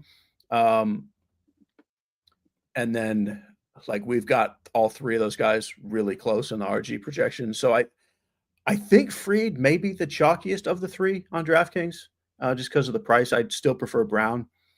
And then on FanDuel, the pricing is totally different, and there's essentially no salary cap on FanDuel unless you're full stacking Arizona. So I'm playing a lot of Hunter Brown, a little bit of Max Fried, a little bit of Joe Ryan, and then like maybe, I don't know, 1 Jeffrey Springs just to get something cheap. So on DraftKings, I like the obvious high-end guys that everybody would like. Hunter Brown, Zach Wheeler, Max Fried, and then Joe Ryan over Pivetta for me, but feel free to mix and match them. Then with the cheap stuff, I'm skipping like the 8K range. I have the most Jeffrey Springs for cheap stuff. Cleveland is nonsense against lefties. Jeffrey Springs seems like he's been nonsense. If you actually look at it, I don't know. He's only had 1 actually like bad start in the last 2 months. I don't mind him at all. I more than don't mind him. He's my highest owned pitcher. And then I'm playing Kershaw and Tanner Bybee. Who was your highest owned again? I'm sorry, I missed that. Jeffrey Springs. That's what I thought you said. But On then I was looking for at this salary list. purposes. He's 6,300. Is he even? He's not even on this list of where He is should he? be why he's just about. That's why next. he's such a good play. Wow. Yeah. Okay. So if you'll notice, everyone on this list is 7,000 and higher. Yeah. If you scroll down, you'll find 6,300. Yeah. And I'm not telling anyone else they have to play Jeffrey Springs. I'm just telling you. I'll tell him. I'll tell him. Oh, okay. Beimfohr, what do you like for pitchers? Tigers Rays officially delayed. Okay, well that's good. I love Jeffrey Springs. I'm playing. So Cheese broke down how to play this slate with a bunch of lineups, and I am not a bunch of lineups kind of guy. So this is a very difficult slate for me because everything that he said could not be more true. There's a million pitchers you could play. He walked through all of them. There's a bunch of stacks that you can play. How I'm approaching it is I'm jamming Hunter Brown and I'm using Jeffrey Springs to get there. I am admittedly a longtime Jeffrey Springs slappy. Okay. So full transparency on that. This year has not gone as well as hoped. But if you look historically, like pull up Jeffrey Springs Fangraphs page. If you're watching and you're like, what the heck are these guys talking about? Go look at what he's done. Now, there's a lot of like small samples, right? Across 2023 and 2024, he didn't even throw 50 innings. But he was elite during those 50 innings. The year before, elite. During that, the year before, elite. He was awesome. He's had some injuries, and it has not gone perfectly this year, but we've seen flashes of that Jeffrey Springs in far tougher matchups than he's getting here. So I'm playing into the Angels matchup with I know Hunter Brown is a stud. I agree. I'd look at the bat too and all that kind of stuff. And sorry, Cardi, I love you, but we're going against you tonight. So we'll see how that one goes. But I love Hunter Brown as a talent in the matchup, everything. And Springs helps me get Hunter Brown and the bats that I want, so I can spend up on those things. I think Springs is a smash on DraftKings. I wouldn't play him on FanDuel. If anybody asked that ahead of time, no, I would not. There's plenty of other ways to go. And Cheese mentioned the salary cap stuff, but on DraftKings, I straight up believe he's just one of the best plays on the board. Yeah. Okay. Do you want to go through some of your other favorites, or you feel like Cheese did a good job of that and you just want to leave it there? No, because that's what I'm playing. Hunter Brown and Jeffrey Springs. I think the reason why I wouldn't want to go into that middle tier is because those cheaper guys are just better. Like if you prefer Tanner, Bibby, however you say it, like sure, go for it. That's fine. But I don't know how much you're gaining for a little bit of savings to the Joe Ryans and Pavettas. Like Cheese was saying, if you're running 150, you're probably going to stumble into lineups that need that range. Sure. But my priorities are a spend up. If you prefer Freed also, I think that's fine, but a spend up and then one of the cheaper guys. Yeah. Okay. Very good. Well, let's flip it and talk about the bats and the stacks. And we've already established there's a whole lot you can do there. Cheese was talking about just like trying to pare down some of your choices. When you look at this list and you can do anything in the world, especially with one of your pitchers being a little cheaper, where are you looking? That's the tough part. Yeah. Because there are about, obviously there's 26 teams and maybe 24. We'll see. Probably 26 still teams. And a lot of them have guys that are very, very appealing. I mean, it all starts with Coors and specifically the Diamondbacks against Austin Gomber.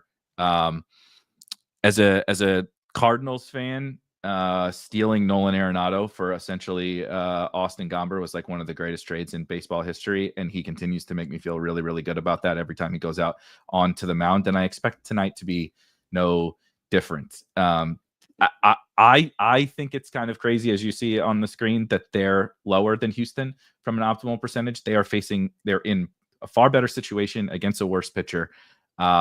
So I'm prioritizing the Diamondbacks. It's part of why I want a Springs-ish cheap guy in my lineups, because I want to go get the Diamondbacks. After that, I do think it's kind of a little more wide open, but the Diamondbacks, even at decent ownership, are my priority.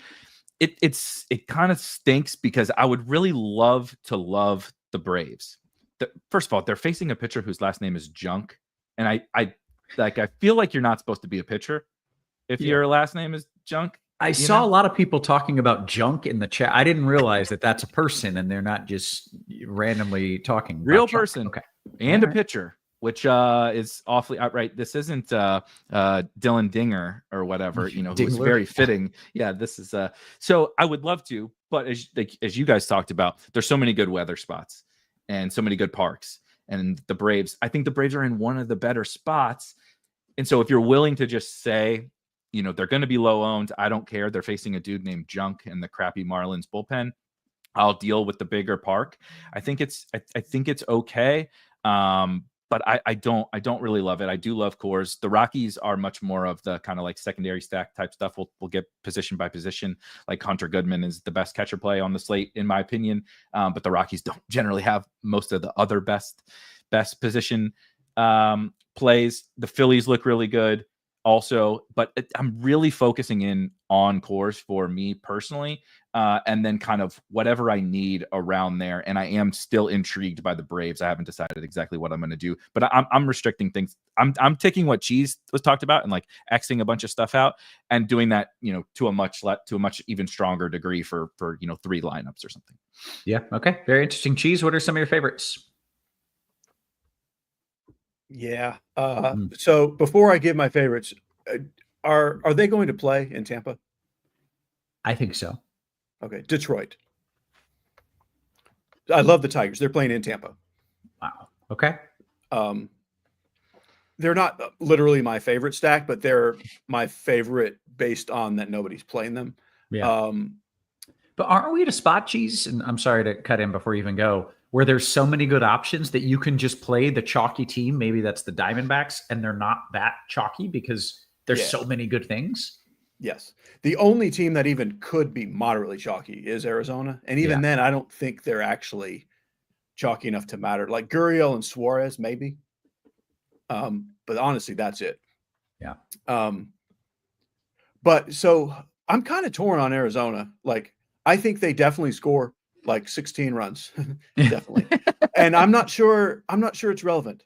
That's kind of how I feel about this slate. Like, so everyone in the lineup gets 2 hits, then half of them get pinch hit for, and then I don't know how it helps you. I don't know. I have some because that's when you think a team's probably going to go 16 runs, you should have a couple.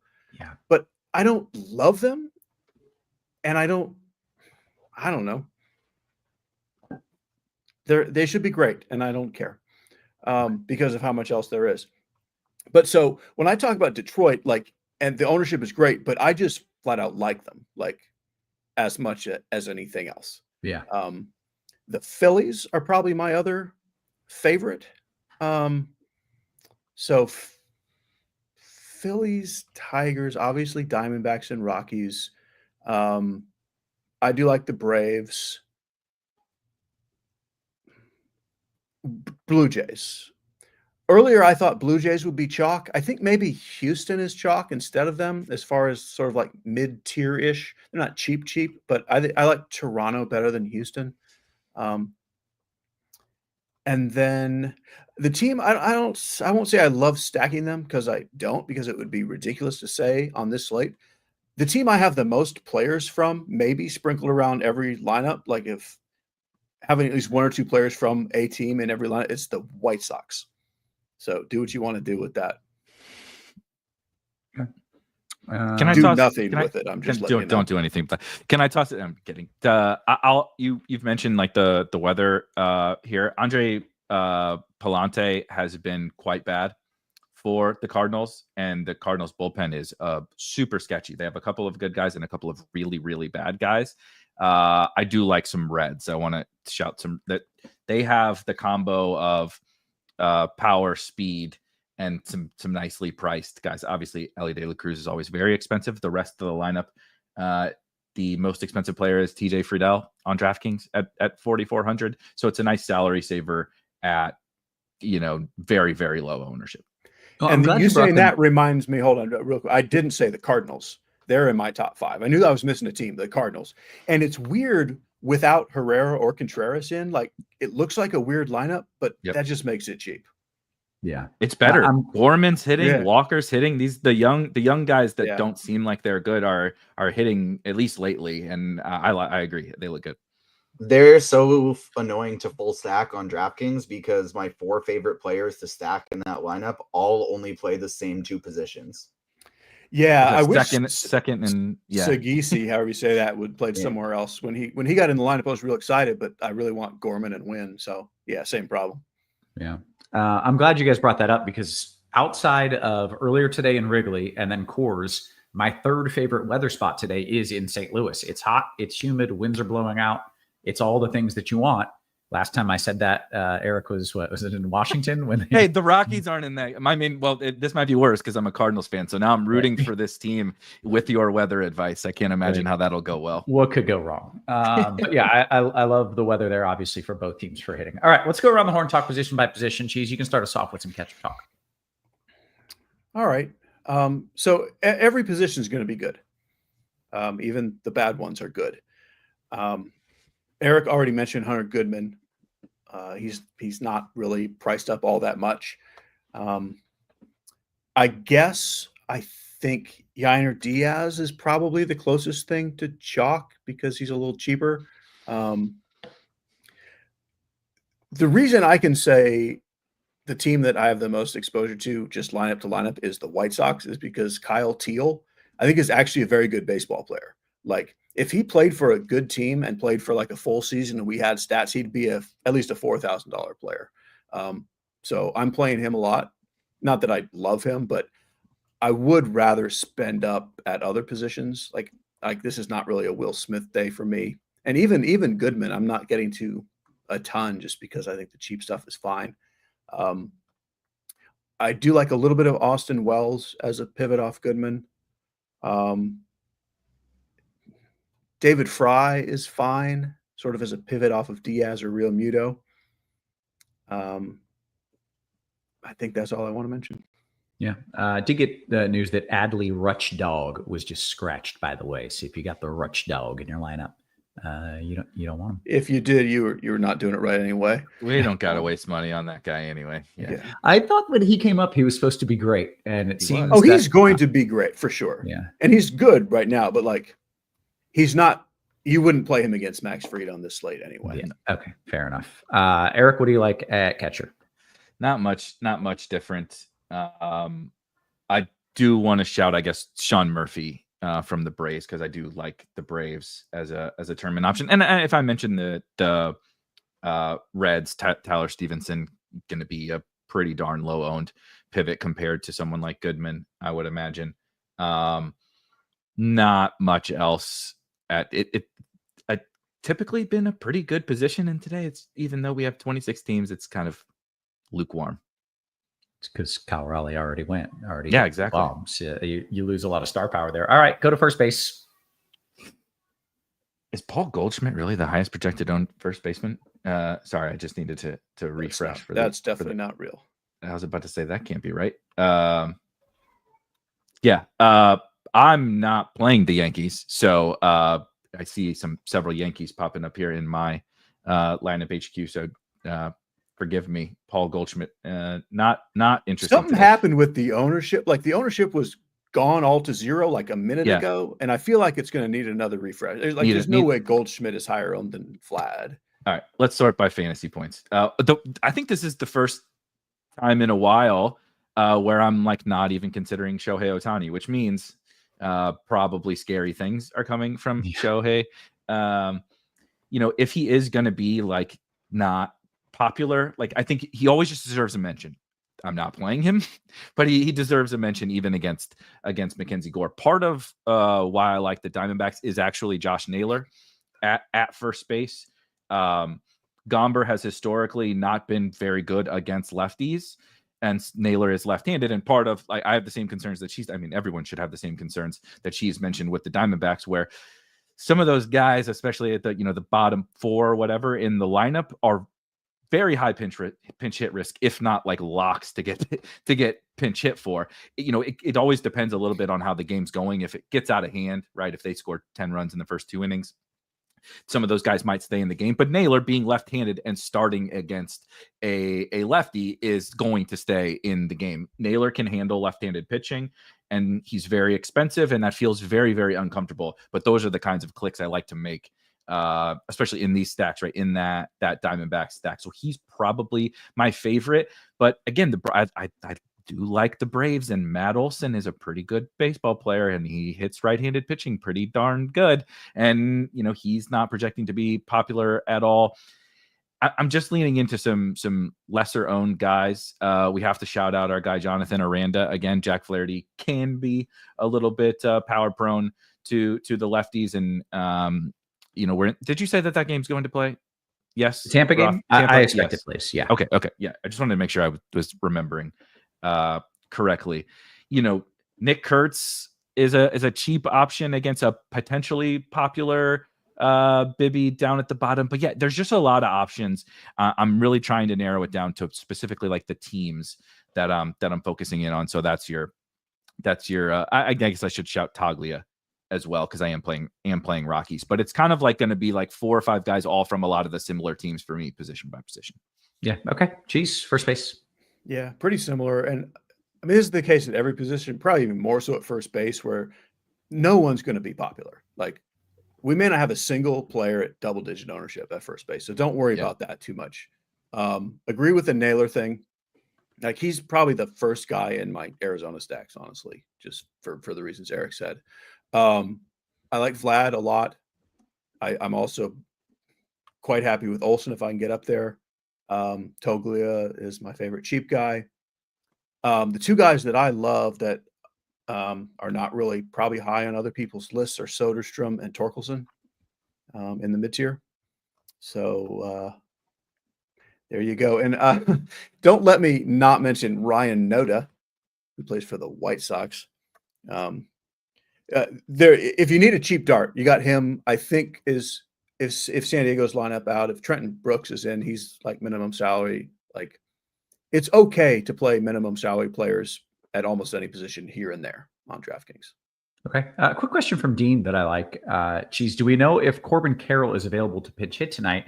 Felt like he was really close to starting tonight, and that maybe matters, especially if you're playing these dudes and then they get pinch hit for by better hitter. Yeah, I don't have any idea. Like, the manager said he's very close to returning, so it could be in 3 hours. I don't right? Yeah. How exactly? That's not helpful at all. Yeah. All right. I don't know. Take me to second base, Cheese. All right. It's pretty good. So obviously Marte is one of the top plays on the slate. He's super expensive on DK. Still probably the most popular second baseman, even at that price, which I think is fine. I'm not like over the field on him because I don't need to spend 6,200. I like Jazz just about as much. And then it's really Nolan Gorman. I mean, on DK, 3,100 hitting cleanup. I don't care if he's hitting 9th. Like, I love him. There's plenty of other plays, but like I'm playing a ton of Jazz and Gorman. If you want a bunch of other names, I like Torres. I like Albies. I like Cronenworth. There's more. I'm going to stop. That's good. Our guy Butho Jenkins says Gorman outscores Marte. How about that for a hot take? Probably. That's not even hot. That's what's going to happen. It's pretty hot because Marte. It's pretty hot, but I totally agree. Yeah. Erik, your thoughts here at second? Gorman is such a funny player, by the way. He's like Joe Adell, if you know, this quad A-ish player that everybody's been hoping would finally figure it out, and then he'll do this for a month, and you're like, see, he did this is what we've been waiting for, and then he'll strike out 15 times in a row afterwards and look lost and get sent down. It's just wild. But we're in the midst of the heater and it's 1,000,000 degrees outside, so I'm with it. On the flip side of that game, in a just like a total tournament, I keep scrolling and I can't find him because he's hitting 9th and he's been flat out awful since like the first few weeks. But speaking of being slappies of something, Matt McLain, like I'm holding my Matt McLain stock. I may be holding it to bankruptcy, but I'm holding my Matt McLain stock for as long as I can with the Reds. And he's hitting 9th. It's really, really brutal, but they're on the road in that weather game. Like I said, I'm not believing in Andre Palante, and I'm not believing in the bullpen. Matt McLain, even if he sucks, he scores fantasy points. And so, like, if I'm moving away from someone like Marte, from someone like Gorman, I'm kind of gravitating to, like, look, I like Brendan Donovan as a real life baseball player. And I've played him a non-zero amount of times. Again, I haven't updated the ownership, but he's 10%. Like, I'm not playing Brendan Donovan at 10%. I want to play Gorman or play even McLain on the other side, or play one of these other guys, Albies, right, in your Brave stacks. But Marte is definitely my priority. If I need to save, right, something else happens, I'll get down to one of these other guys. Yeah. Okay. How about third base, Erik? Yeah, of course, Suarez, as one would expect. I'm struggling with him more than Marte, honestly. He's awesome or whatever, but it's a 5,300 Eugenio Suarez, even in Coors Field, just makes me a little bit queasy. I don't really have like a ton to like back that up, but it's one of those things. Like, the spot can be great. this is a guy who's getting a little older. What is he? Not that important, but he, aging out of his like superstardom, not superstardom. Turns 30, turns 34, making him younger than me. He aged out of superstardom the day he was born. Yeah, that is true. He aged out of, the dogs don't like Eugenio Suarez either. But I feel like kind of the best days are behind him. He's hitting the crap out of the ball this year, but it was a little bit of like the one insane stretch. So I just have some like, I don't know. Like I said, it's one of those hard to explain. Like you scoff a little bit at 5,300.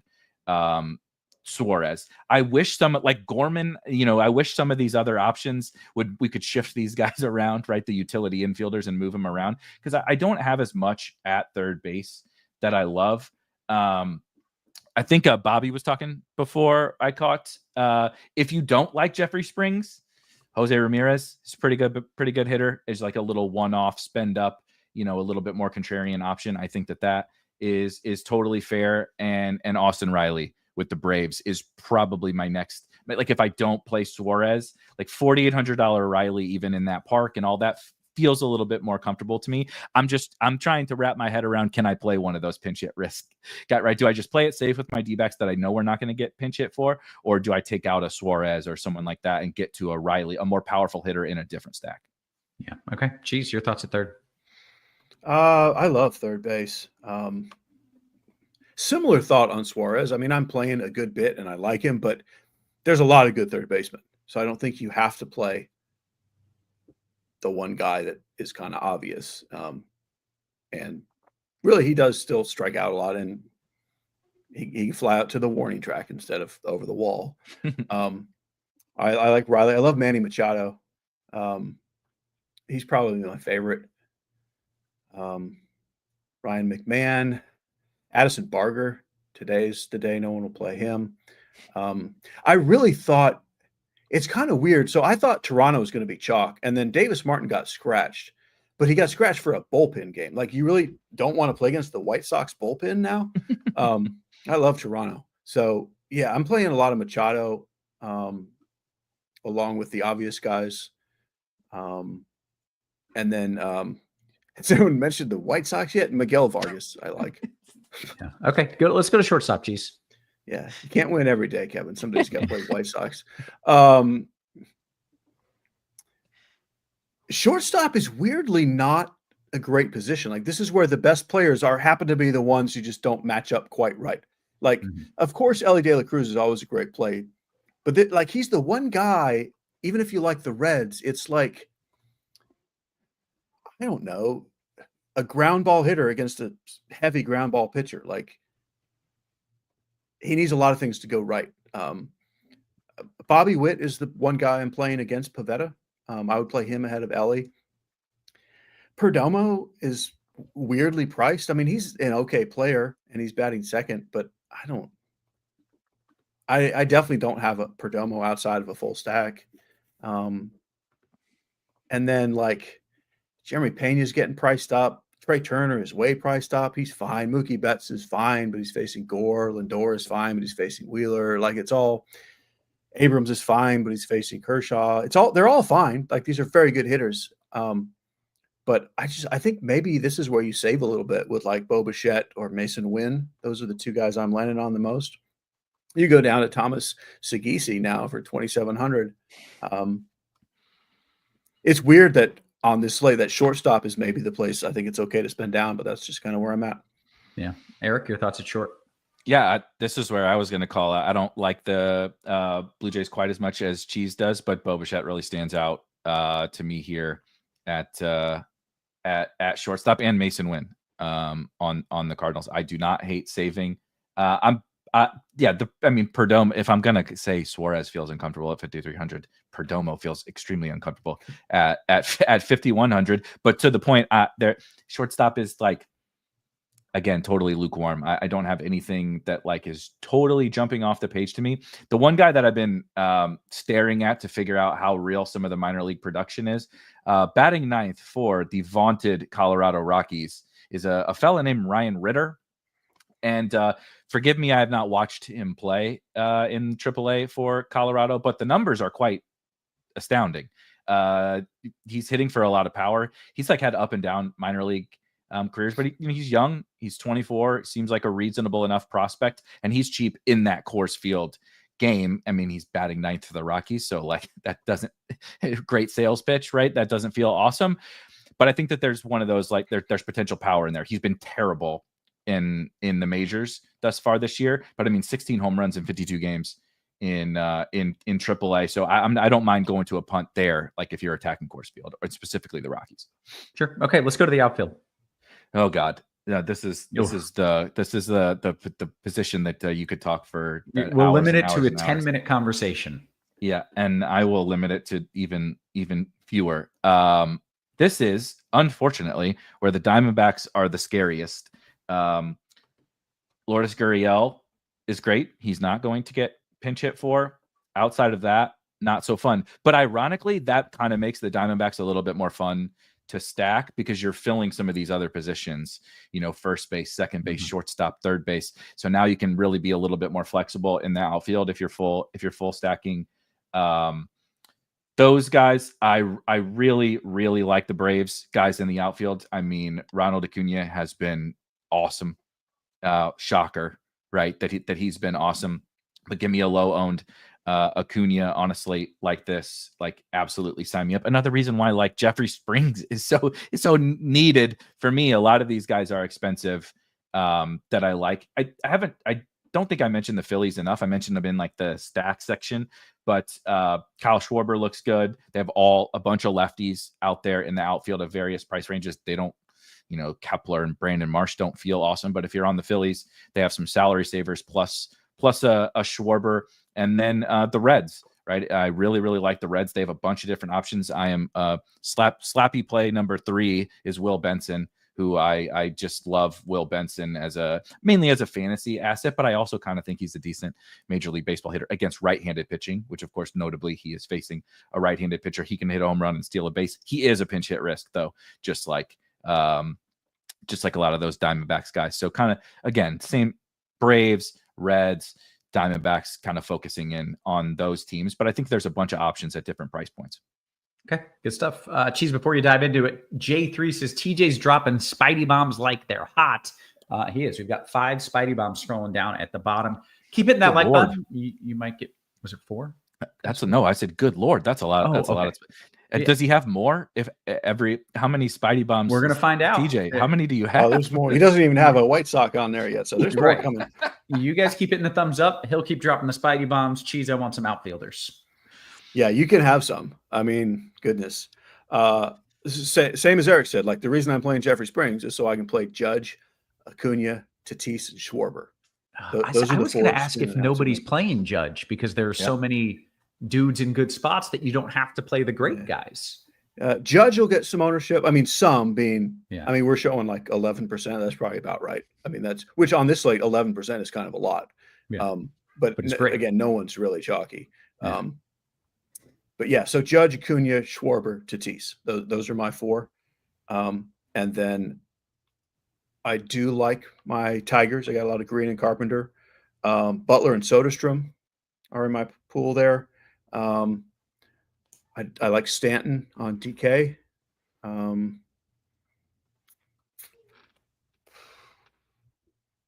The cheap stuff is not. I'm really not playing a lot of super cheap stuff, even though it's fine. You can.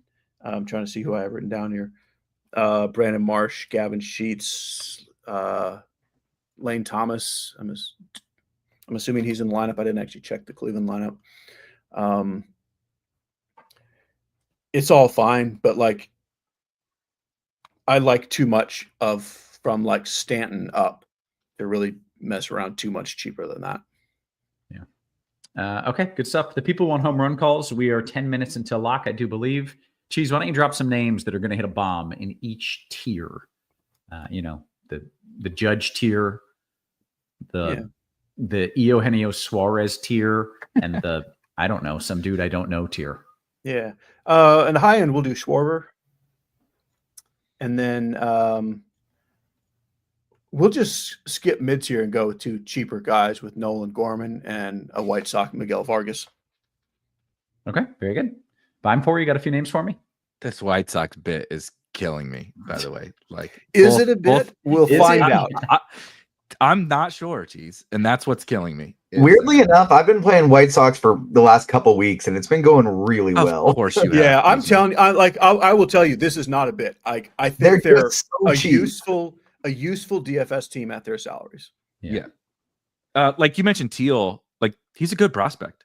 Like this isn't like all their like come join the team for min salary and we hopefully maybe we can trade you at the deadline like crappy veterans. They actually have some young guys in the lineup. They're finally doing something a little bit more fun while still losing a lot. What do we say? Home runs via the tiers at the top. I'm gonna do Acuna because Cheese took Schwarber. I like Schwarber a lot. I'm gonna do Acuna.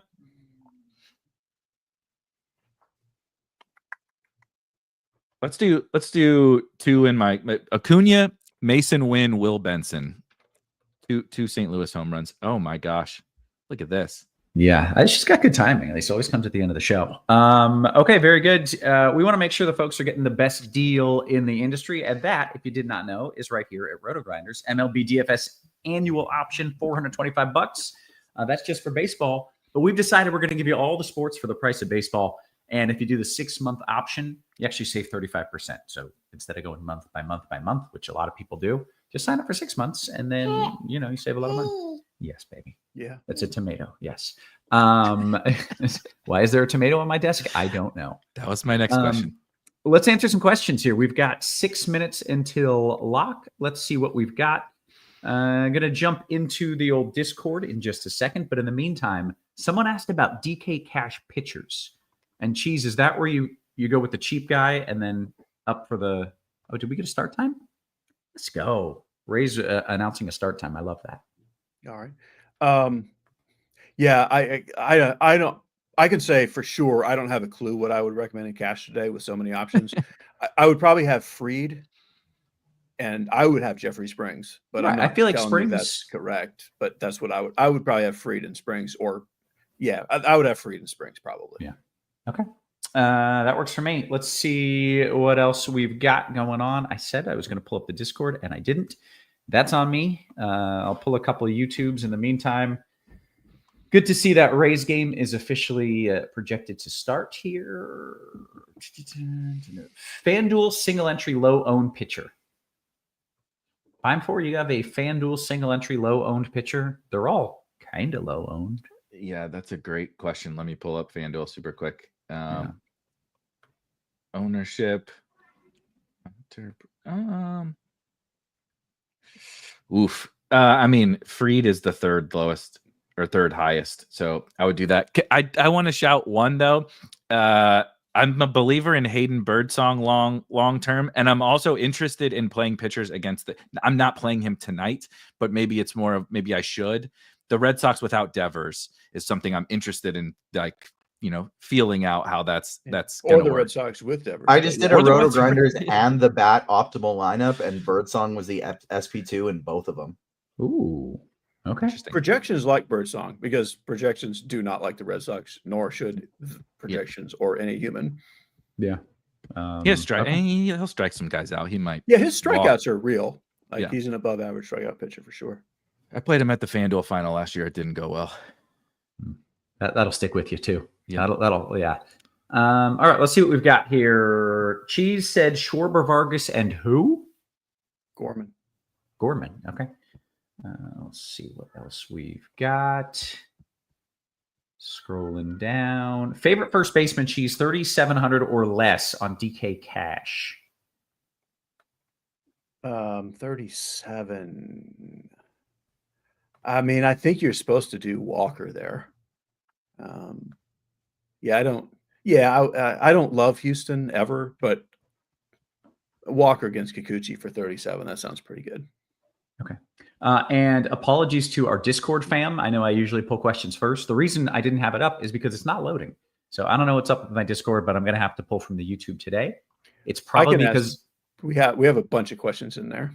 Oh, you want to get to some of those? I only Discord? restart my computer once a year, and I've heard that you're not supposed to do that, and that could be an issue. Let me get to the first question was, is Turnbull on a pitch count? Absolutely. Yes. Yeah. Maybe he gets to 70. he's only thrown 2 innings. Like, I don't think you can use him personally. But yes, he's on a pitch count. Hey, Eric, DK Cash, Lux or Correa at shortstop? Oof. Wow. Lux or Correa? That was not what question I was expecting. Nor was I expecting. Hey, Eric. Let's do Lux. Gavin Lux. Yeah. Oh, hey, look at this. I'm getting TJ is now putting them in the private chat for me, so that I can ask, so that you don't have to do the weird like. I was going to ask you the next one, but all right. Yeah. Hey, Kevin. DKGPP, Cheese, Fried, Bybee, or Gore Kershaw? Fried, Bybee. Cheese, FanDuel, large field, Segase and Judge, or Donovan and Gurriel Jr. Cards guys would be a 3-man mini and a one-off. I like Segase and Judge there. Okay, great. DK Cash question for you, Eric. Bybee and Birdsong safer. Bybee or Birdsong safer to play. Specifically, what if you think everyone in Cash will play Bybee? Safer between Bybee and Birdsong is like safer between a chainsaw and a flamethrower. Yeah, exactly. I'm gonna say Birdsong. I'm not sure if I'm trying to look at like some floor stuff. Yeah, projections do not agree with me because they don't like the A's as much.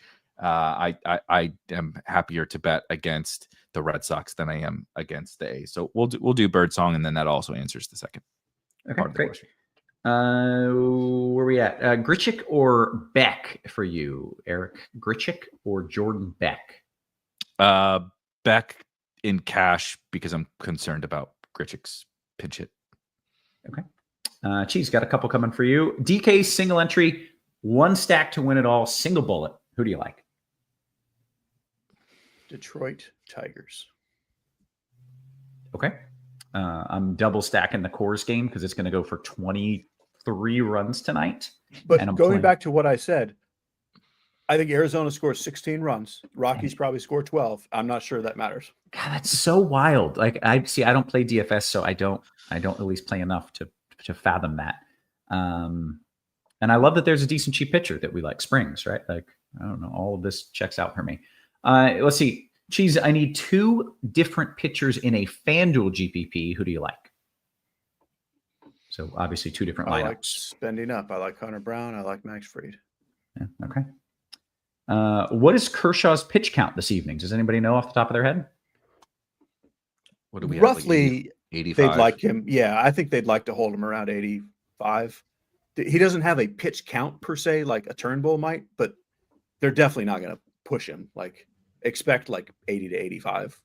Yeah. Only his second start, Eric, but can we get in before everyone else does on The Miz? He looks electric. Who's the? Oh, is this Meisner? Who's The Miz? Mizorowski or whatever.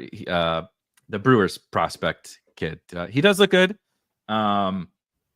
Just not today for me. I don't think you can do worse. Can I use the cheap, crappy cop out answer? You can do worse. Sure. I do like him. I do think he's going to be good. He has $9,000 on DraftKings. You're not getting like a big Normally we get the top prospect comes up and he's not that expensive. Yeah. We're not getting it. We're not getting a big discount. I'd rather just find the money for the other guys. Okay. Good stuff. Cheese, isn't Mookie too cheap? DKGPP? I mean, kind of in general, he's just a leftover for me tonight. I don't really like him. I mean, maybe too cheap in comparison to some other guys, but I don't particularly care. Been a rough year for old Mook Dog. Yeah. What wasn't he? Was he injured when the year started? Yeah, he had that weird like, what's going on with him? Seemed like some sort of stomach thing or something, and then they thought he might miss a bunch of time. He was like he could still be coming back. 50 pounds or something, wasn't he? When he came into the then he came back and and homered. Tiny guy to start with. Yeah, he came back and was hot like the first week, and then maybe kind of tailed off since then. Okay, guess what? We did all the things that we came here to do. We hit the lock. We gave the pitchers, the hitters, the stacks, the home runs, the weather. The Rays game is starting, which is always good to see. And that means we're all done here. We're going to go watch some baseball. So for Cheese and for Beimfohr and for our wonderful production crew, always working hard behind the scenes, guys, make sure you hit the thumbs up on your way out. We appreciate you. We love you. And we will catch you tomorrow. You have